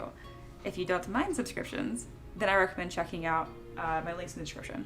But anyway, I wanted to bring this up really quick because you asked about pirates, Taylor, and I have an entire project on here that I created 2 years ago, I believe. And it was all pirates, and it's actually a project I'm really proud of. So these are all projects I have done. There's hundreds and hundreds of models here. I think between all of them, we're looking at about 1,000. So this is the splash page for it. And yeah, those are little axolotl warriors. I'm so freaking proud of them. They're cute as heck. And yeah, this is my pirates collection. This isn't live right now, but these are all the models that were here. You can buy us on my mini factory, or again, all these models are on Patreon. It's always your best bet. So yeah, there's some captains that I made. Made a cat with a little peg leg. All kinds of cute stuff like that. So yeah. Oh yeah, I do terrain as well. Like here's a lighthouse. I have some ocean pools, and a pirate ship. If you guys go to Amazon and look at some of the resin that the company Olegu is selling, they actually use my pirate ship as their like advertising flagship model, which is kind of cool to see my stuff like on an Amazon listing. They did ask for permission. They're really good to work with. And then AJ says, what's a good cheap drawing tablet? I've got a 10x6 tablet UG. Okay, and more questions. Ooh, a lot of good questions. I actually need to take a break. So if you guys would ask questions right now, that'd be great because I just want to hang out and rest my wrist. All right, AJ. It depends if you want a display tablet or not. If you're cool with not having a display, you really can't go wrong with an Intuos. And that is a Wacom Intuos. That's what I used at first. That's a really cheap non-display tablet. If you're wanting a display tablet, I'm a huge fan of Huon tablets. They run you a couple $100, but it's buy once, cry once, and they're fantastic. You really can't go wrong with any Huon tablet. If you're getting a display, you really want at least a 13 or a 16 inch. Smaller than that, it's so small and crammed and you're not gonna enjoy it as much. Very good tablet question. Let me make sure I pause ads so y'all don't get all interrupted. And then AJ asked, how long did it take for you to get this point in designing? Well, I was in college getting my mechanical engineering degree and I was pretty miserable. And so I started trying to learn art on the side and sculpt for fun. And I first opened up Sculptress, a free sculpting software, in 2018. And I kind of made some potatoes and some blobs. And I'm like, that was fun. And then I closed the program. I didn't think about it again until 2019. So the next year. That's also when I graduated with my BS in mechanical engineering. Yay! We're gonna actually do like, woo, I graduated. Anyway, celebration over. And I started going to D&D Beyond forums and asking people the kind of models they wanted. So I was sculpting probably 1 to 2 models a week for the last half of 2019. And then I had people being like, hey, I'd give you money for this. And I was like, me? You pay me money for this? Okay. So I opened up a Patreon because people requested it. And I had so many people pay me on Patreon that it paid my rent. How crazy is that? And I was like, holy shit, I can really do this full time, I think. Ricky and I don't spend very much. We're pretty frugal. So we decided to try it out. So from 2019, I went full time and I started making 2 to 3 models a week. Now I can make a model every day. So there you go. Your answer roughly is it took me 5 years to get to the point that where I am at now. However, that's a really bizarre accelerated life track. I cannot believe that I'm able to do this in 5 years. That's insane. I have sculpted thousands of models or hours and about 1,000 models that have been sellable. That's not a realistic timeline. I wouldn't, and it's not because like, oh, I'm so special. No, it's just not a realistic timeline. Most people can't fit in a couple thousand hours of sculpting over 5 years. But you can learn how to do this. I do teach, I have a mentorship program, and to get to a level where you can sculpt something similar to this, this might just take you a month instead of 1 live stream. That's fine. You can get to sculpting your own creatures within 90 days. So yeah. Taylor says, use a display or a non-display tablet. Great question. I use a display tablet. It is gigantic. This is the Cintiq. It is like $2,000. Do not buy this. Do not buy this. It's awesome and I love it, but it's very expensive and I sculpt every single day. So I need I need something that will never ever break. This is my livelihood, so I bought the expensive one. Buy once, cry once. And it's awesome. But you don't need a display tablet. I actually used a non-display tablet and I didn't even use the full version of ZBrush for the first like 6 to 8 months of my career. Sai says, oh, for taking a break once, what's the latest in Dragon Age? Dragon Age has been fantastic. I've been playing Veilguard. It's been absolutely delightful. I know every big video game release has like controversial reviews. I just don't care. When I tell y'all, I do not read reviews. I could not care less if some bro on YouTube did not like a game I like. I just don't even see how that would relate to my opinion in any way. I love it. It's great. I'm having fun. And then Sai also asked, did you find a Lego or did they find me? They found me. They initially reached out to me about commissioning a chess set for me. I designed a custom demon chess set for a Lego and they paid me like $1,000 and they sent me a brand new printer and a bunch of resin. So they paid me very well and I still have that printer and they're actually sending me another printer. They're just awesome. Lego has been a fantastic company to work for as a creator. I can't speak for anyone else, but for me, big thumbs up. 2 thumbs up. Great questions. I appreciate chatting with y'all. I'm gonna get back to work in just a bit here. I mean when I take these breaks to put up a timer, so those that are hankering to see actual sculpting on a sculpting live stream, that you guys could know when that's coming back. All right, here's my timer. We're gonna put another 5 minutes of break time for me. Boop. There we go. Oh, I put that under my face. That's not very helpful. There we go. Once that timer is up, we'll get back to it. So 5 more minutes.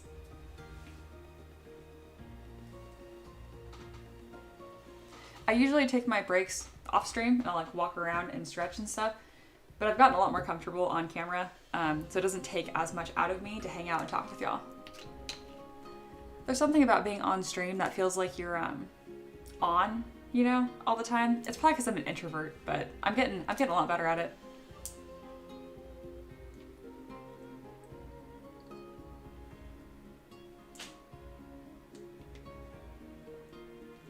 In the meantime, if I'm not seeing any questions pop up, I'm going to take the next 4 minutes here to kind of stare at this dragon and kind of plot what's going to be next.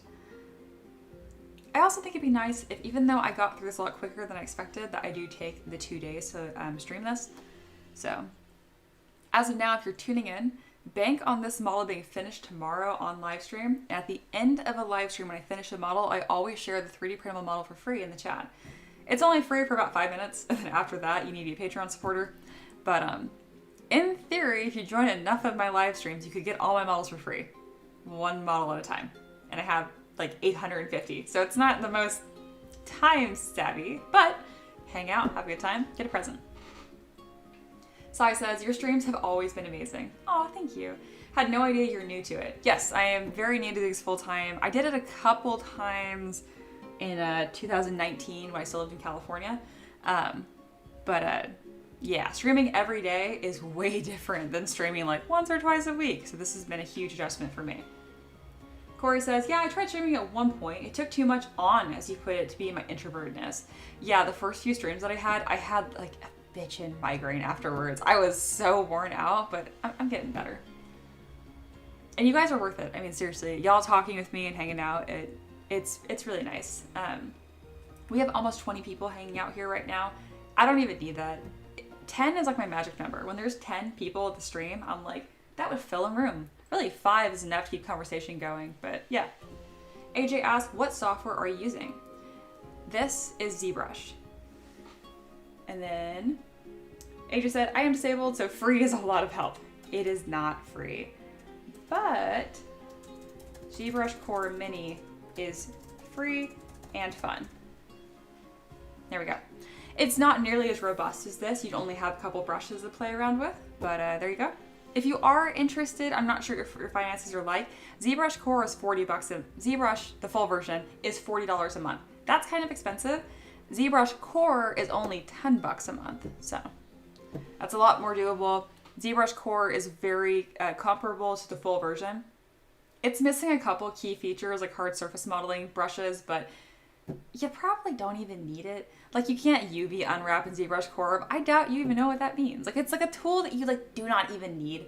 And to design 3D printable minis or just your own fun characters, ZBrush Core is plenty. I actually used, I didn't use the full version of ZBrush until I had been a full-time artist for almost 2 years, I think.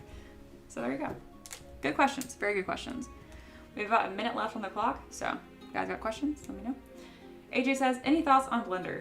Oh, yes, I have thoughts on Blender. Blender is great. Blender is free. And I hate it. I don't know why. I am like such a Blender snob. I have tried. I've done like the donut tutorial on YouTube. I have like played around with it. I actually know how to rig my characters from ZBrush into Blender, and I can apply poses to them quickly. I just hate using that software. It just did not click with me. I think it's 99% bad attitude. So I'm giving a super negative endorsement. That's not how that works. Of Blender. I recommend it. I don't like it. I recommend it though. It's a great software. It's open source and it's free. I just hate it. Taylor says, I've used sculpting in Blender. You can do a lot, but ZBrush is more robust. Absolutely. If you're trying to do like high poly sculpting in organic forms, ZBrush is always going to win, but you can still do it in Blender. I just don't like Blender. It's something to do with like the UI and just the layout of it. It's just, I think it's because there's so many tools in Blender that I don't need or use, and so they just get in my way and they annoy me. I use damn near everything in ZBrush, so I like that. All right, got 10 seconds left, and then we're getting back to it. My streams are usually about 3 hours, so we're about halfway through right now. All right, that wraps us up. Boop, putting that to the side. Again, thank you guys for being here. If you like the stream, leave a like, it really helps. And if you really have a good time, subscribe so we can keep hanging out. I also have a new project that's live. If you haven't checked that out, I have a link in the description and it's pinned in the chat. I'm really proud of that project, so. Oh, you know what? I didn't even pin it, did I? I didn't. Ha, that's really funny. I meant to. 1 second. I need to pin that in the chat. That was like, I keep talking about it and I realize it's not even easy to see.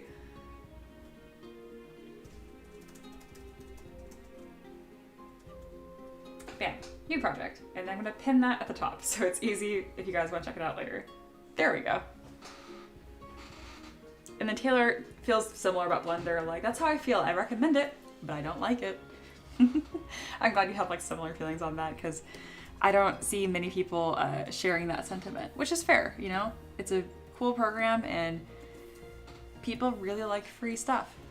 Hot take, I kind of like paying for things. I don't mind paying for things, especially if it's a tool that I'm really enjoying. I hate subscriptions for softwares, that's the worst. I still have the version of ZBrush that was on a perpetual license still. So I have not paid for ZBrush since 2022. Just bulking up these wings a little bit more. Alrighty. Pretty happy with this. We need to get some of the bone structure looking good here. And I like how much bone is showing, but it's still not quite skeletal enough looking. The guy that supports me on Patreon that requested this model is pretty cool. He's requested a lot of models before, and he's never been unhappy with anything that I've made. That being said, I still want to hit the prompt as correctly as possible. Leg assembly? What part of the leg is that? So right now I'm kind of just looking at the different bones in this brush. Oh, there's an entire leg. Oh, it's a back leg. Well, let's go ahead and just throw this leg in there and see how much of it I want to use. Ah, it has the hip bone all sideways and stuff. That's going to be this leg. Yeah, there's a lot of this I'm not going to use. The feet, for one, are very splintery, and that would be really not fun to 3D print. So we're going to delete all of that. But I like the foot bones here. Also, this under scooping shape for the pelvis is kind of weird. Here we go. This all looks good though. This I can incorporate to my model, I think. Looks like it's flipped on the wrong side though. Am I missing a bone? Or is this on the wrong side still?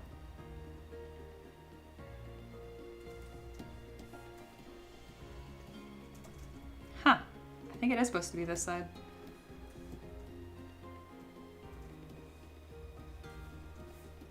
Okay, having a moment here. Yeah, look at my reference. It goes, there's your actual hip bone. This one, which is like a femur. I don't remember what those ones are called. There's 2 of them. Yeah, hip bone, femur, other little bones. This one. Ah, okay, so I see.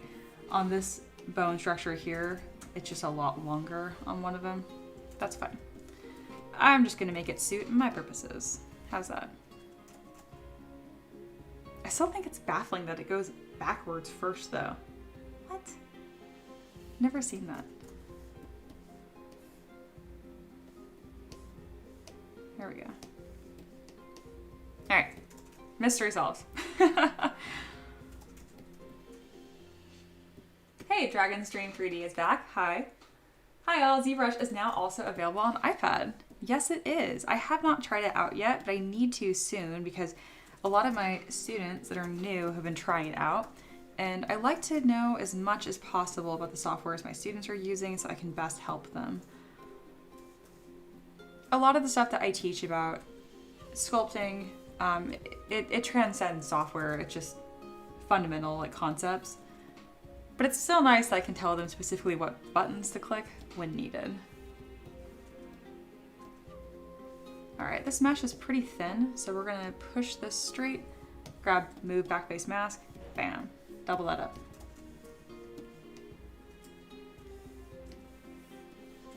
And then we're gonna make sure all this fits together still. Push that over, and then we're gonna make this hip bone a bit larger as well.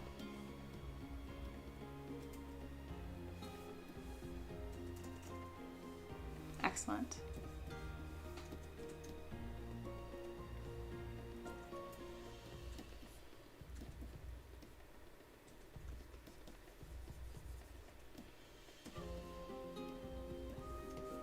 There we go. And again, if you're wondering why I'm keeping a lot of this flesh like behind the bones, it's not as technical on it's a dragon skeleton. However, it's way more 3D printable and you still get that really nice effect. So I think it's worth it to do it this way. I guess the tailbone needs to be up here, doesn't it? Because it has a tail.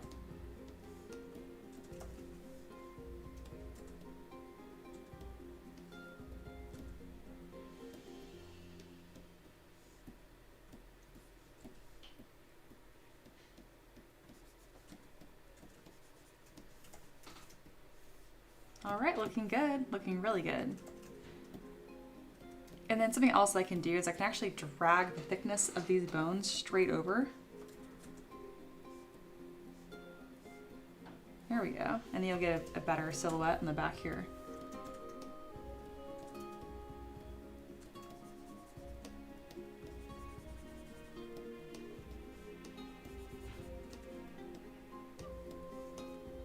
Excellent. All right. That's looking really good. I'm super happy with that. That's gonna 3D print beautifully. And then Dragon said, I tend to use Blender for rendering. Oh yeah, that's a very, very good use of Blender.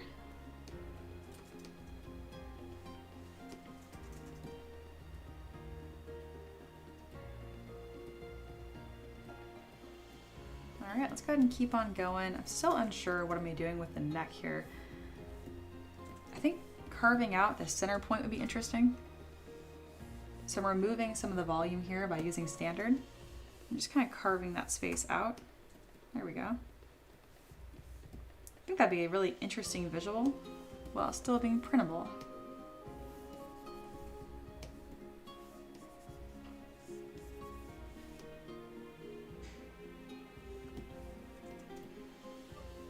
And now let's look at the front leg here.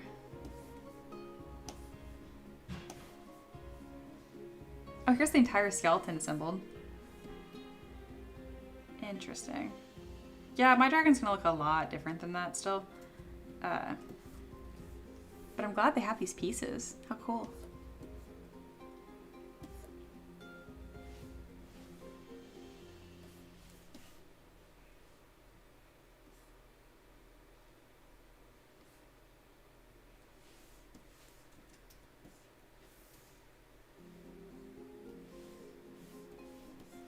All right, I believe this is the front leg.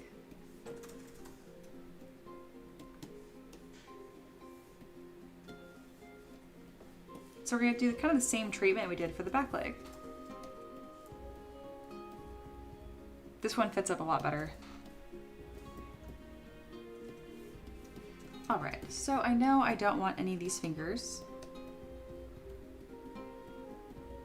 I'm gonna hide all of those and delete them. And then these bones are much too thin. They're not as straight as I want them to be either. So we'll do some manual moving around here and then bulk up that shoulder bone. I think that's called a scapula.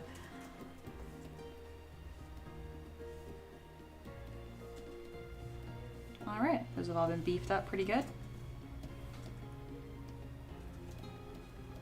And now we're nudging this into place using the move brush.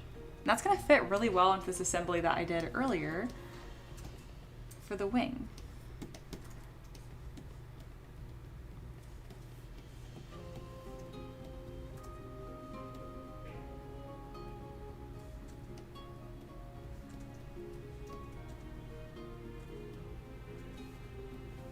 Very nice. Oop, made ZBrush mad by clicking around too much. It doesn't appreciate that when I'm streaming. It usually will throw a little fit. That's okay. That's why I quick save every 3 minutes.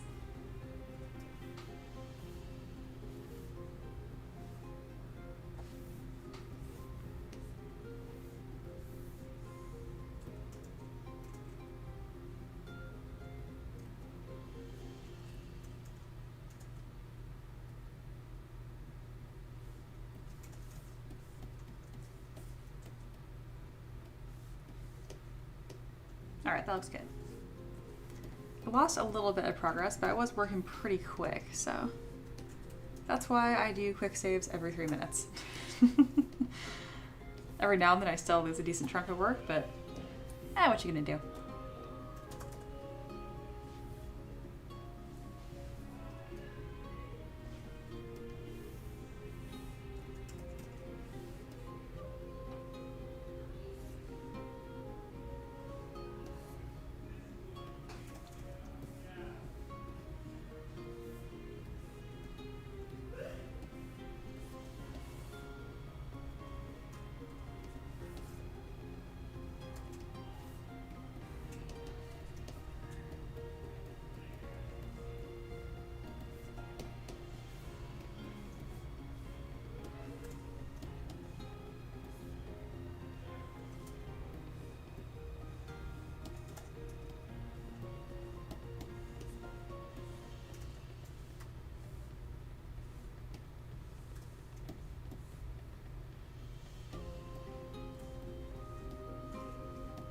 All right, and we are back to exactly where we left off.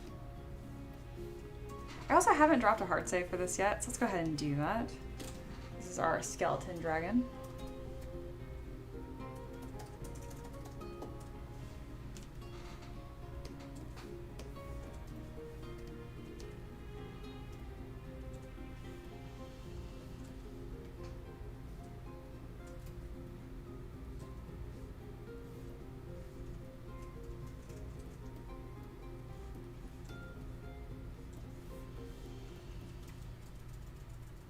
Yeah, this top piece here is deforming quite a bit, so I need to add some more volume to that.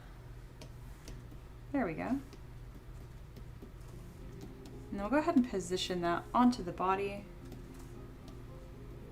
and then kind of work from the top down. There we go.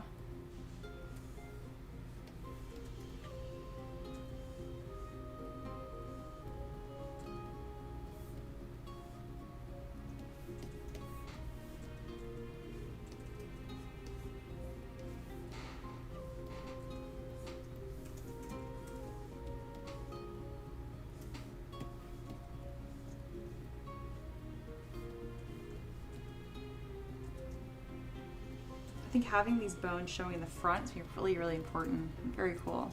It's actually similar to how our forearms are. We have two right here. I can't remember what they're called. It's like ulna and something else. Our legs are kind of the same way too.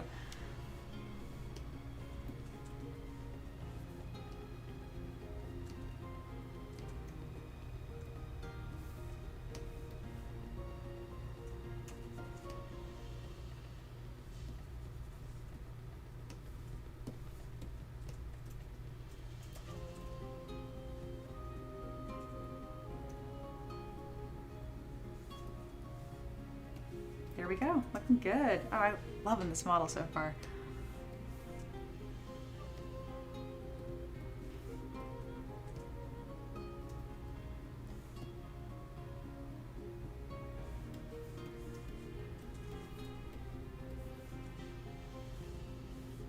Still undecided on exactly how I'm going to texture this neck. This one I'm going to take a little bit more artistic liberty on. This is not going to have like a super recognizable bone structure because we already have this really lovely vertebra on the back.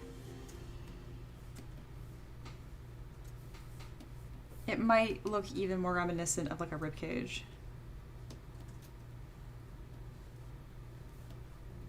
But I want to have some sort of little bit of texture here. Kind of just throwing some lines on. Just to be like nice paint catchers at the very least.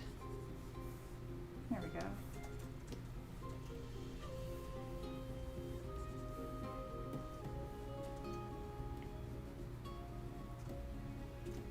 So normally on an actual skeleton there would be no volume here at all, but I obviously need this model to connect and be printable. So I'm gonna figure out what is gonna go here. I think just kind of this form that I have here is gonna work out well.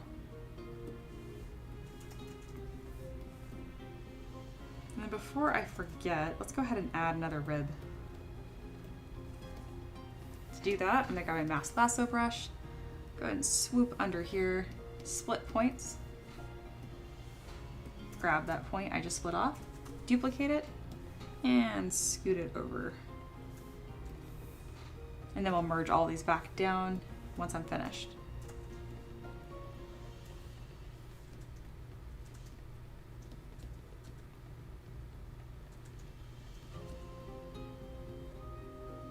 I think it'd be nice if these kind of had a bit of a taper to them. There we go, like this upward line. It's very rare that I want things perfectly flat. I'm always looking at things being either increasing or decreasing slopes.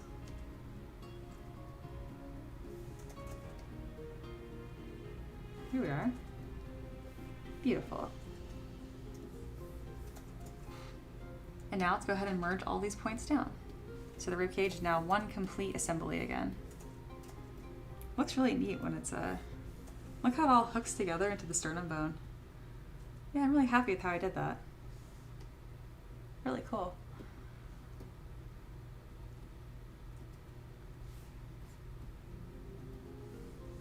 All right, now let's see how this wing assembly is going to treat us.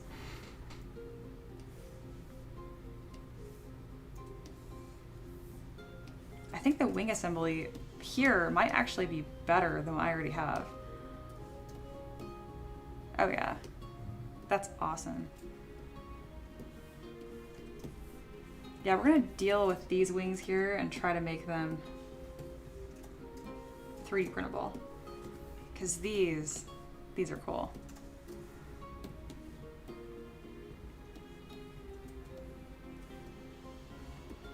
First, let's get them close to our model. You gotta scoot them over using the 3D gizmo. Now, I'm not even sure what side this is supposed to be.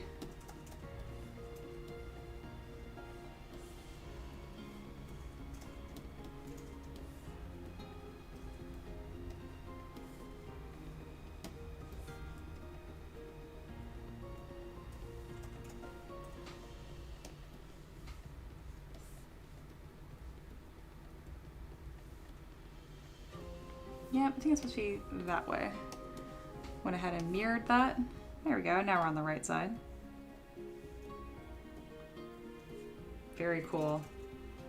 All right, so now I need to kind of retrofit this to what my current base mesh was. And then AJ says, oh wow, the women at tabletop designs are amazing. Oh, thank you so much. AJ's talking about the project that I just released this morning. All the models were sculpted and made by me and printed by me. If you're interested in that, I have it pinned at the top of the chat and it's also linked in the description. If you support the project in the first 24 hours, you get the best deal. But you could do a custom pledge. If you just want to like tip $1, you can totally do that. All right, let's see how all this is gonna fit. So now it's gonna be worth taking my time and manually moving each of the bones to line up with the anatomy I've already constructed. Gosh, that actually really lines up well with what I already have. Cool. Go me. made some good design decisions here. It's one of those moments where I can really feel the years of practice paying off. It feels really good.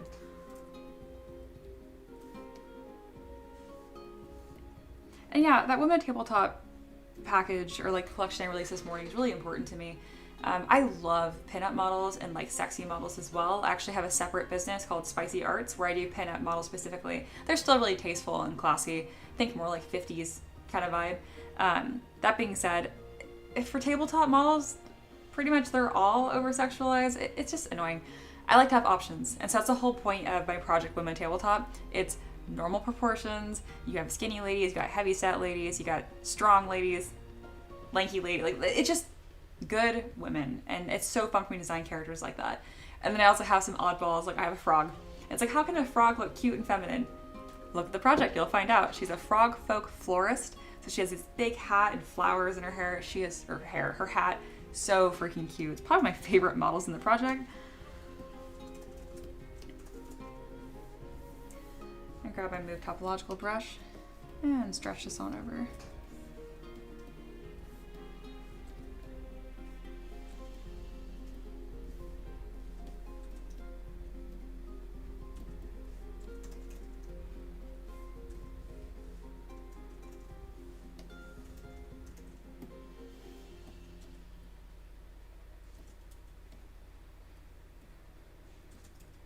If you guys do have a 3D printer, and especially if you 3D print for tabletop games, I highly, highly recommend checking out my Patreon instead.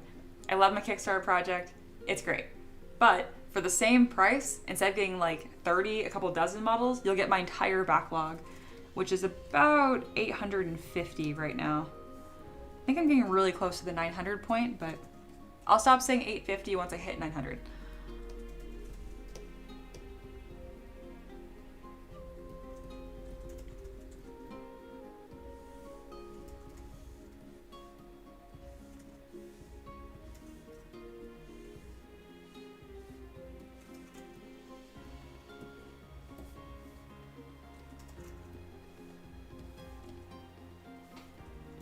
All right, I think this looks awesome.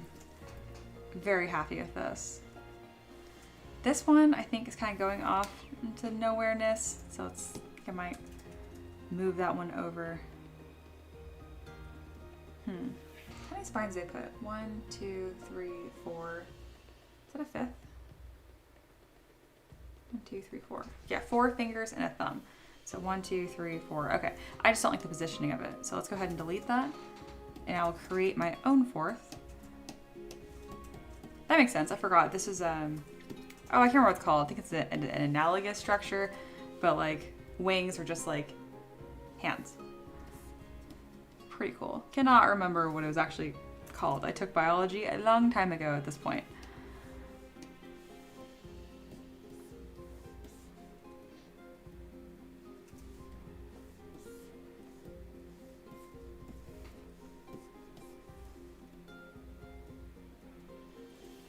There we go, that looks better.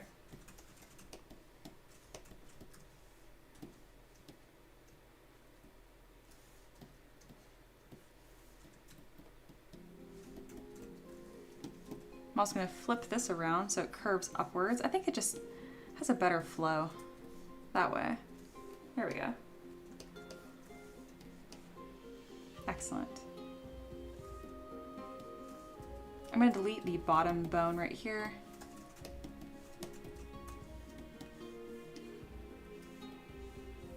And then put a nice curve on the whole thing. That removed a lot of the volume, so I'm gonna go ahead and add that back. There we are.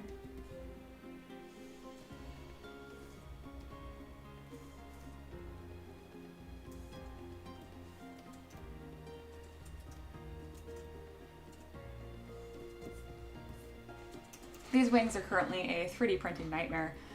But they're a really good design base, so we're cooking. I'm gonna lower them just a touch, that way it's a little easier for me to design around. I might give this mesh to my students. I think my students could have a lot of fun with this. All right, let's go ahead and bulk up these fingers because they are crazy thin and not helpful. So to do that, you can add volume very quickly to an entire subtool. Bring up your gizmo, click on this little like locator icon, hold down Command, and then click and drag on this little yellow square. And that will uniformly inflate the entire mesh. So there we go, before, after. So just like a real hand, I want to make sure that the middle finger, this one, is the longest point.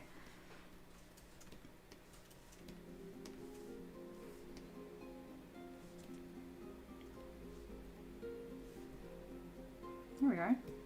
Beautiful. They really are quite large.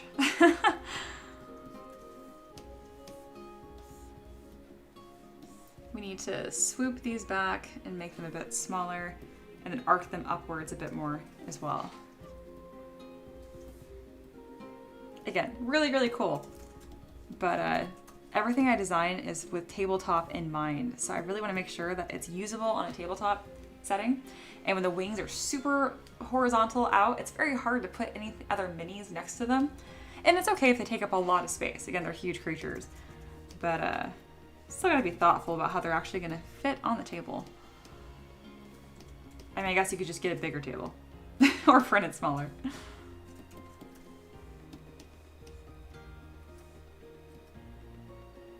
There we are. Stunning. All right, so to do the webbing here, we have some different options. I really like what, I think this is Lord of the Print, what they did. That's pretty awesome. So I think I'm gonna go kind of more around that approach. And a way that I can do that is using the curved tube brush. So let's see. Oh, also this is a really good point to actually can mirror and weld these structures. And drag on over. There we go. All right, we're gonna put a little stamp right here because this is a really good progress point. Excellent. We'll do it without perspective turned on, so that way it's nice and clean. There we go.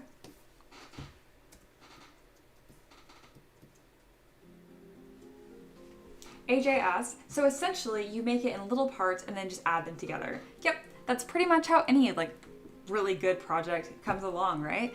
So any project, anything you're creating is an art piece. You kind of just do it in little pieces and assemble it. It's pretty cool. Again, you can't tackle a project all at once, so you break it into steps, and sculpting and art is the same way. Good question. AJ says, thank you for having that in mind, of the people printing them and using them. Not all designers do. That's true. That's true, and I can't blame them because not all artists have 3D printers available to them. I've been very lucky to be sponsored by a couple different companies now. Alegu being the forefront of that, and then Bamboo Labs recently sent me a printer this year as well. We actually reached out to them. They didn't find us. I was like, hey, I want to try out I asked for their cheapest printer. It was like, still like $300. And I was like, hey, I just want to try it out. I'm not sure if it even worked for what I'm trying to do. And they're like, great, we'd love to send you a printer. And they sent us their most expensive printer. Bamboo Labs, I was like, they did not need to do that. That was very sweet of them. And then they looked at more of my work and then they loved it. And they went ahead and sent me all of their multicolor editions too. Let's do a brief intermission here. I want to show you guys what I was able to print with these Bamboo Lab printers.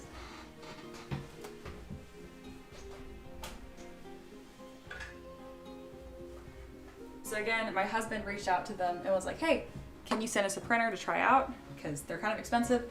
And instead they sent us their most expensive printer for free, and they also sent the multicolor edition. So this is not painted. This is just printed straight off of Bamboo Labs X1 carbon. It's like a $1,600 machine, but you don't have to spend that much at Bamboo Labs. They have some pretty good Black Friday deals going on right now, I think, and then they have much smaller printers that you can enjoy that are still awesome. So yeah, I really, really recommend them.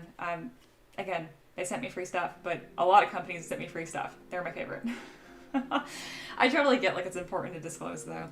But if I'm ever being paid or sponsored, I will let you guys know. And if someone wants to pay me to say an opinion, ooh, they'd have to pay me a lot. Because I know what I like, and I am happy to talk about things that I genuinely like. There's a lot out there. So yeah, this is a sword rising from flame. I sculpted both of these as well. These are all available on Patreon as well. So yeah, pretty cool stuff. And then AJ continues, yeah, I wish all designers printed their models. Oh, you have to, because I offer my models pre-supported, and I use the same pre-supported files I share, or the same ones I give to y'all, because that's really important. So yeah, this is Baylor. One funny thing about how I print though, I do print like a heathen. I print flat on the base like this, and the reason why I do that is because it's really easy to pre-support, and I have no failures. We recently printed with an entire bottle, a liter of resin, and we got like more than 200 prints. It only had like one fail, and that's because we ran out of resin. I do have a flexible build plate, which makes it much easier to remove. So if you're not familiar with that, Google resin or SLA or SLS, flexible build plate. You don't have to get the expensive Wham Bam one. I got like an off-brand one for like $8, and it works great. So yeah. And then AJ specified being like a fur filament printer. That's true. So not all of these would be very filament friendly. Like I have this really delicate like carousel horse. Actually, this would still work. The trick with printing minis on FDM printers, one, it needs to be properly designed for that, and some of them aren't like this, those little hooves. That would be very difficult in FDM, right? But if you take this exact same model and scale it up by about 20%, they come out pretty darn good. We have printed some minis. Speaking of that, let me go ahead and share this with you guys as well, since it's been a sharing day. This project is no longer live, but these models are still available on my mini factory. Oh, let me just link that one. 1 second. I recently did a Kickstarter project that features all FDM prints only filament. I didn't do a single test print in resin. So every single picture that you guys see here, all right, I'm putting that link in right now. All right, check this out. This project right here was designed by me, and every single one of these models are FDM friendly, and I share the FDM pre-supported files as well. They're all 28mm scale, and who doesn't love a bunch of mimics? So if you haven't clicked on that link, I can pull it up right here. Maybe you're on your phone or something, you know? But yeah, this picture right here, every single print in that is 28mm scale and FDM only. So yeah, this is a really fun little project, and I got all kinds of goofy mimics in here. Like I have a bed. One of my most popular ones is this door, but especially the outhouse. I'm trying to find that. Here we go. This is probably one of my most popular mimics. It's just silly. It's just fun. And this D20 right here is just a normal size D20. It's like, you know, that big. So yeah, pretty cool stuff.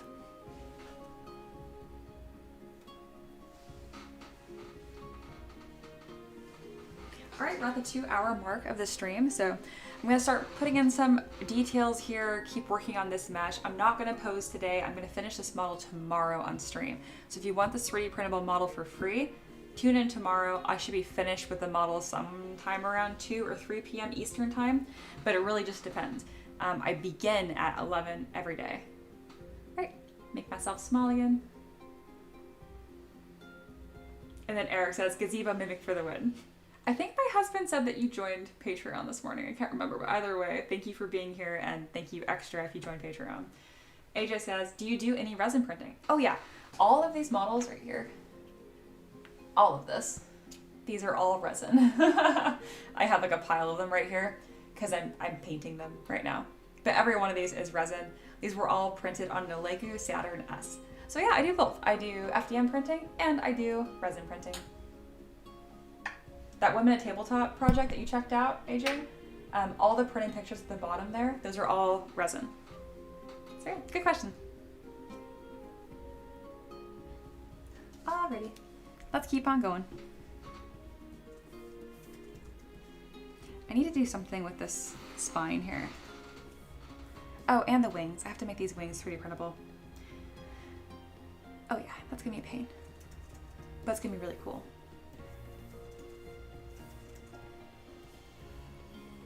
Go ahead and nudge that joint together. Yeah, and there would be like another bone right here. There we are. Very nice. think I'm gonna do like this torn flesh approach.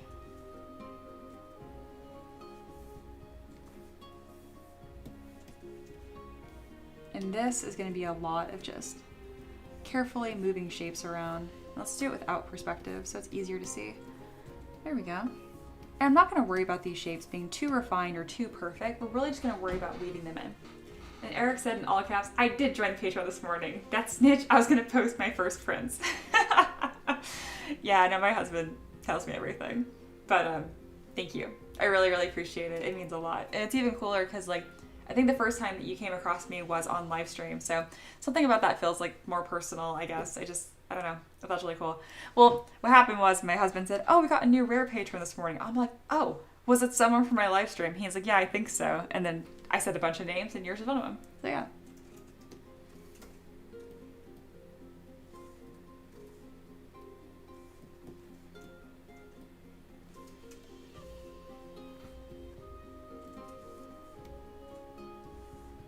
Eric says, I'll send the results once they're done and post-process a little bit.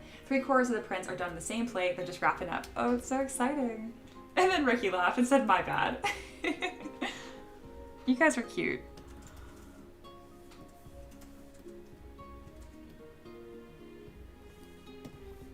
I'll act very surprised when you post in the Discord then. I'll act like I had no idea.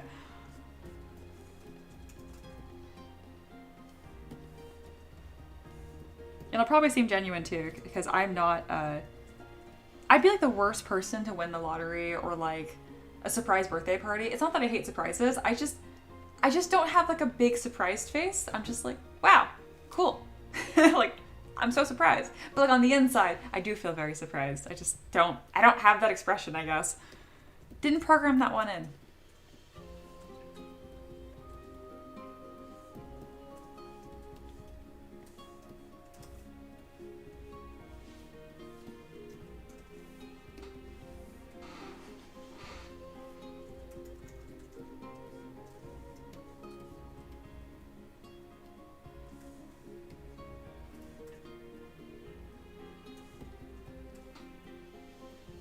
I hope the requester Alexander likes this. I think they were meaning for more kind of like an anatomical display model almost.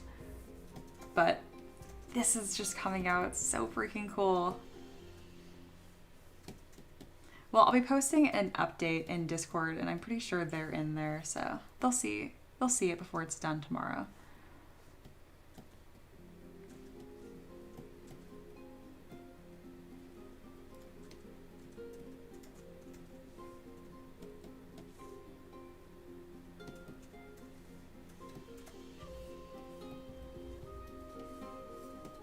I'm gonna go ahead and turn off symmetry and just work on this one side here. It's a little easier to manage. Sometimes the gizmo gets a little silly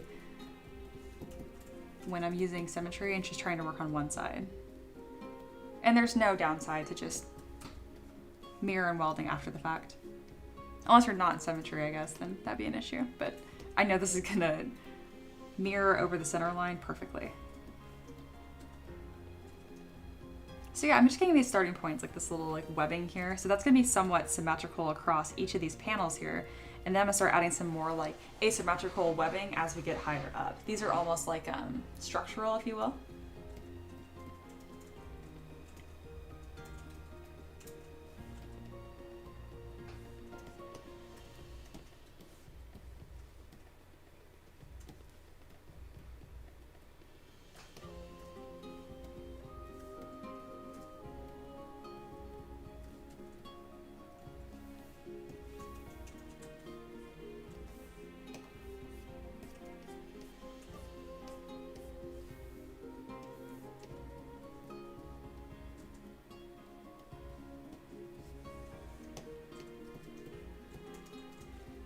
Alrighty, now I'm gonna go through here and make sure that each one of these webbing points is connecting to one of the joints.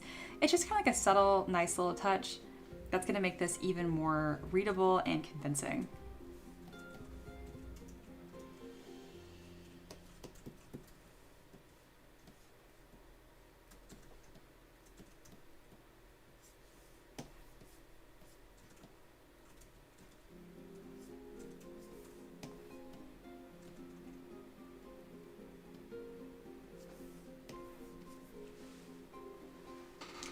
Pat says, this model requires a scenic base. It truly deserves it. Thank you, Pat. I was thinking of that, of doing something kind of special like this. So I'm glad that you're thinking the same thing. I think this model's gonna be worth it. Eric says, she usually does an STL with a base and without one, which is true. Some even have simple and decorative. Most of them, so I used to do all of them with simple and decorative, but the simple bases are literally just a plain base. And I was like, oh, I don't have to put this on every model, do I? Because you could just put it on after the fact. So my recent models are just a no base and a decorative, because the simple flat base, you could literally buy like 100 of them at like a hobby store. And just put them on. It's like the exact same thing. I do offer that simple base by itself though, so you could put that on any model of mine too.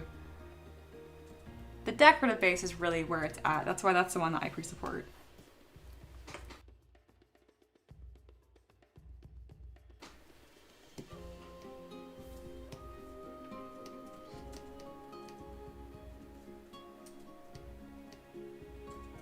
I'm so glad I have that mute microphone button just sitting on my Stream Deck, because I have the silliest little chipmunk sneeze. I don't know why it's like that.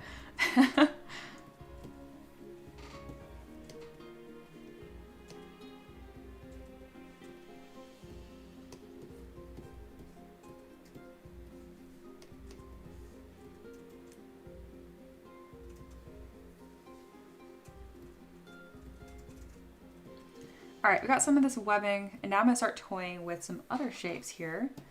Kind of like some globs. It's gonna hold it all together. So we're gonna start putting a couple of these on the joints, and I'm gonna see if I even like this. A lot of this model has just been me playing with shapes and trying out some new stuff. The best models usually are.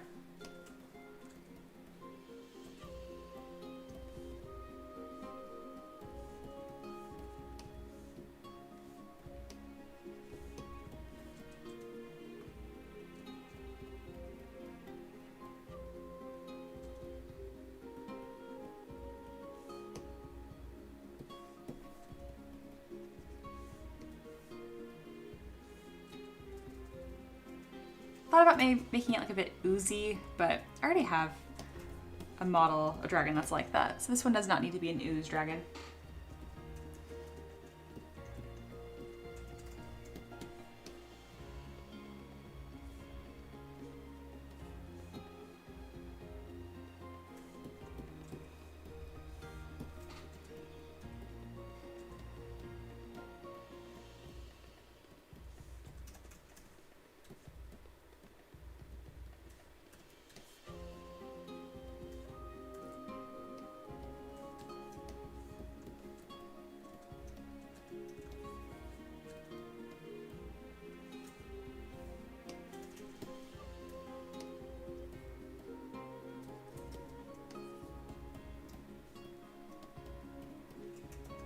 Yeah, I definitely think like these little globs of tissue here are looking very nice. More globs.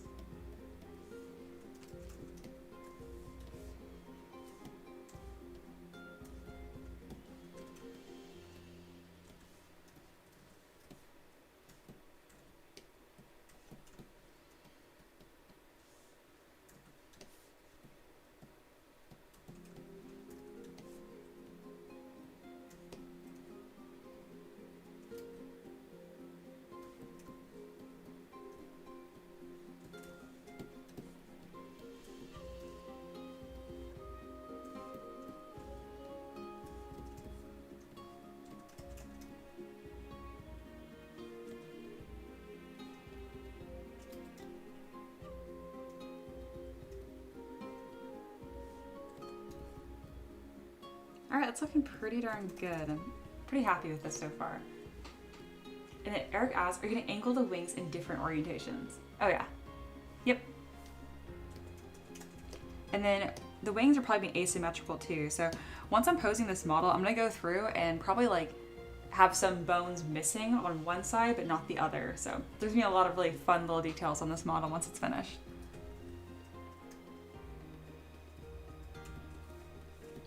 I'm making this one pretty clear in its forms too, because I think this model would be really fun to share with my students and let my students play around with this and maybe make their own dragons from it. All right, this bone doesn't usually exist, but it's a dragon, and I think it needs the extra structure. So we're gonna put in an extra bone right here.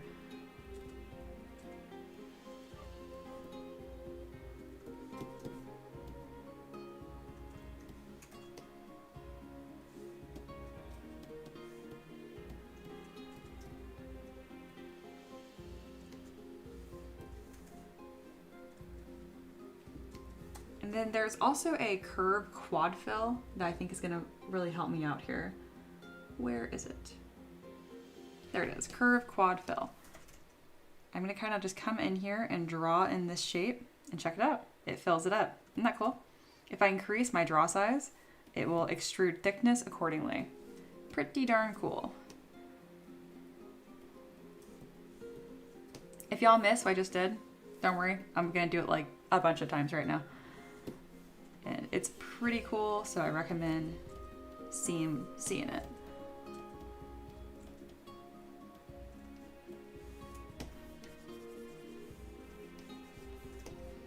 All right, we're gonna do some more fill. So another curved quad fill. Come in here, and then I can draw in my shape. And it just kind of happens. The thickness is determined by the size of the draw brush, but you can always go in and make it yourself too.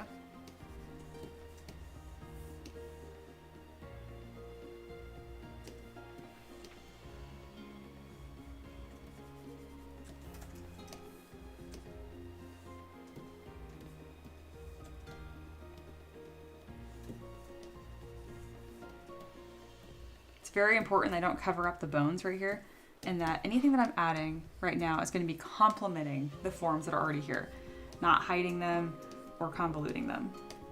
It's a hard balance to find.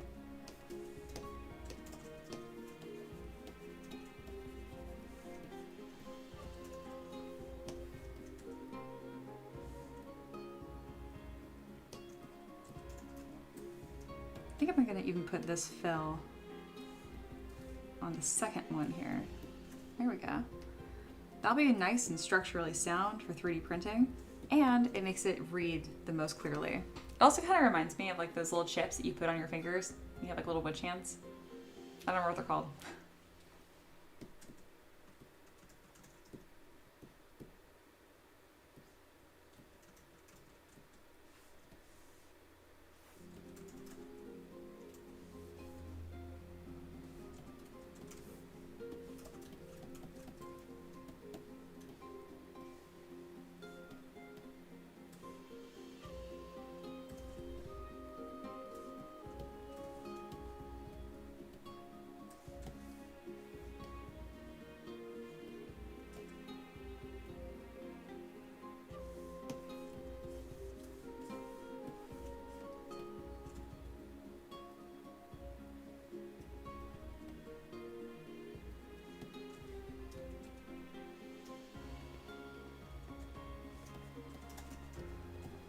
I'm realizing how important that these lines are right here. They're really kind of like forming the silhouette of this wing. So went back through there and added a few more lines like that.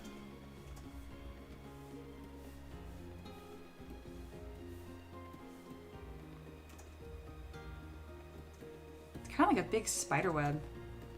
Yeah, it's very cool.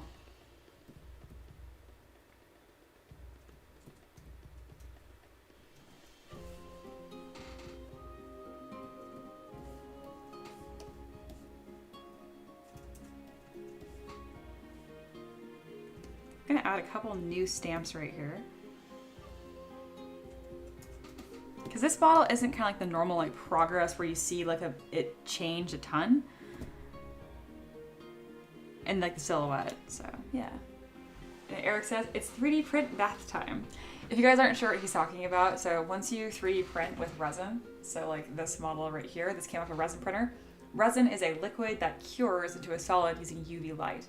So once they're cured, they still have some of that resin residue on them, so you actually scrub them in an IPA wash. So that's what they're talking about. Out of context, I can see that sounding pretty unhinged.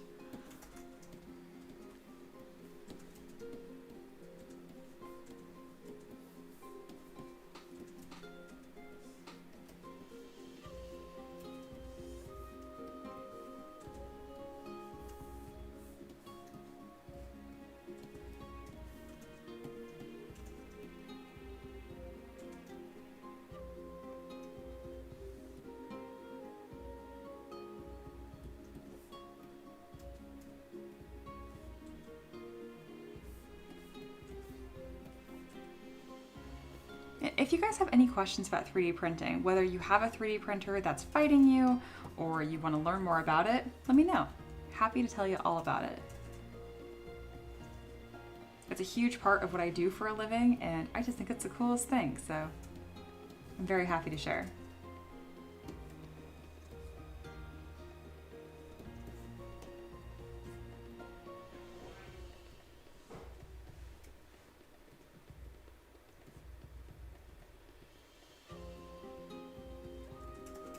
Wow, this is looking awesome. I am so happy with this.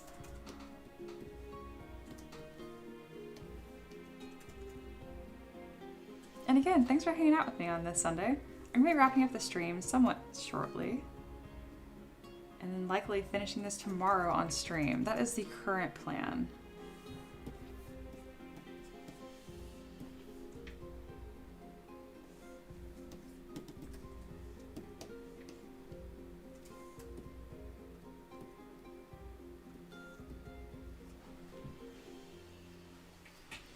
Man, this was a very difficult Patreon request. Some people on Patreon asked for like a cloud, something really easy. I had someone that recently asked for like a detective. They're gonna give it as like a Christmas present at work. That was more complicated as far as like structuring the suit and the tie, but nothing too bad. And this guy was like, I want a skeleton dragon. And I was like, okay, like that's so awesome. I have to do that. But I'm like, that's so difficult. This If you want to put in requests to see what I'm going to sculpt next, you can do that. That is for my legendary patrons on Patreon. Links are always in the description.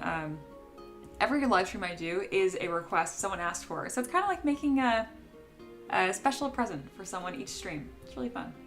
I end up sharing the model with everyone on Patreon, but just knowing that one specific person really wanted this, it's always really fun. And that they trusted me to bring that vision to life, you know, it's awesome. I love what I do. I really do. And then Eric mentioned the Discord is really helping my partner start out. I love the Discord. I'm so glad. So Eric's talking about my Discord. It's technically patron only, but if you guys want an invite, let me know. I actually invited Eric to the Discord before he was even a patron of mine. So it's not like you have to become a patron if you join. I own the Discord. I can do whatever I want with it. So if you want to join that, let me know. I'll put a link in the description, or not description, in the chat. All right. I don't know how much more I really want to put into this today. My brain is getting tired. I am getting the tired brain. Even though this was less work than I expected it to be, since I had that lovely brush that I came across, it's still an ass kicker. There's a lot of little decisions to make here. But I think it's really paying off, you know? Oh yeah, this is so freaking cool. Let's go ahead and put a fun render on this. I can go to my render sets over here, and then I'm a big fan of radial overlay, and I also like preview ambient occlusion, which is abbreviated to preview AO. Ooh, that's spooky. The radial overlay always hits in a different spot than I expected to. Turned out really cool though.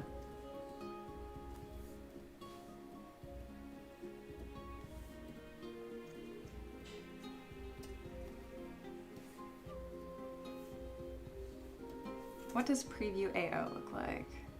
Ooh, also spooky. Neat.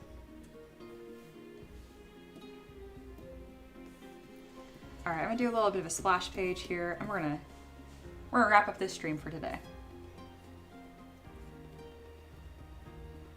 So we're gonna put a cool silhouette right here.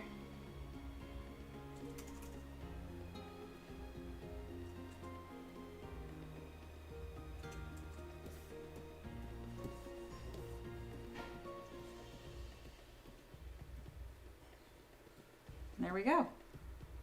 Thanks for being here, guys, to watch this kind of come to life. We're gonna finish it up tomorrow, and I'll be sharing the free 3D printable STL tomorrow as well. There's a small chance I'll do a different model tomorrow as a break, but at the very least, this will be done next week. Probably tomorrow. Gonna go ahead and screenshot that. There we go.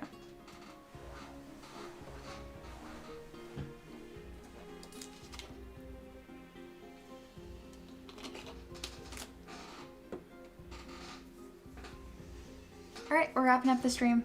So I'm gonna have my little celebration end. I found this confetti effect online and I really like it. So up for celebrating. I think I'm gonna do it every time I end my streams now.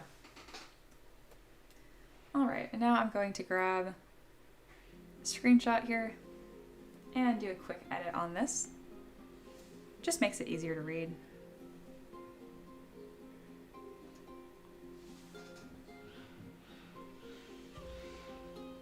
There we go. Spooky. I like it. All right, that kind of wraps up the stream for today. Again, thank you guys so much for being here. If you're having a good time, like the stream, but at this point the stream's over. So if you want to join a future stream, make sure you subscribe so you don't miss it. So yeah, thank you guys so much for hanging out, and I will see you tomorrow at 11 a.m. Eastern time. If you're more interested in checking out my art, I have all that good stuff in the description, and that will still be there. So yeah, I really appreciate you. Enjoy the rest of your Sunday, and I'll see you guys tomorrow. Bye!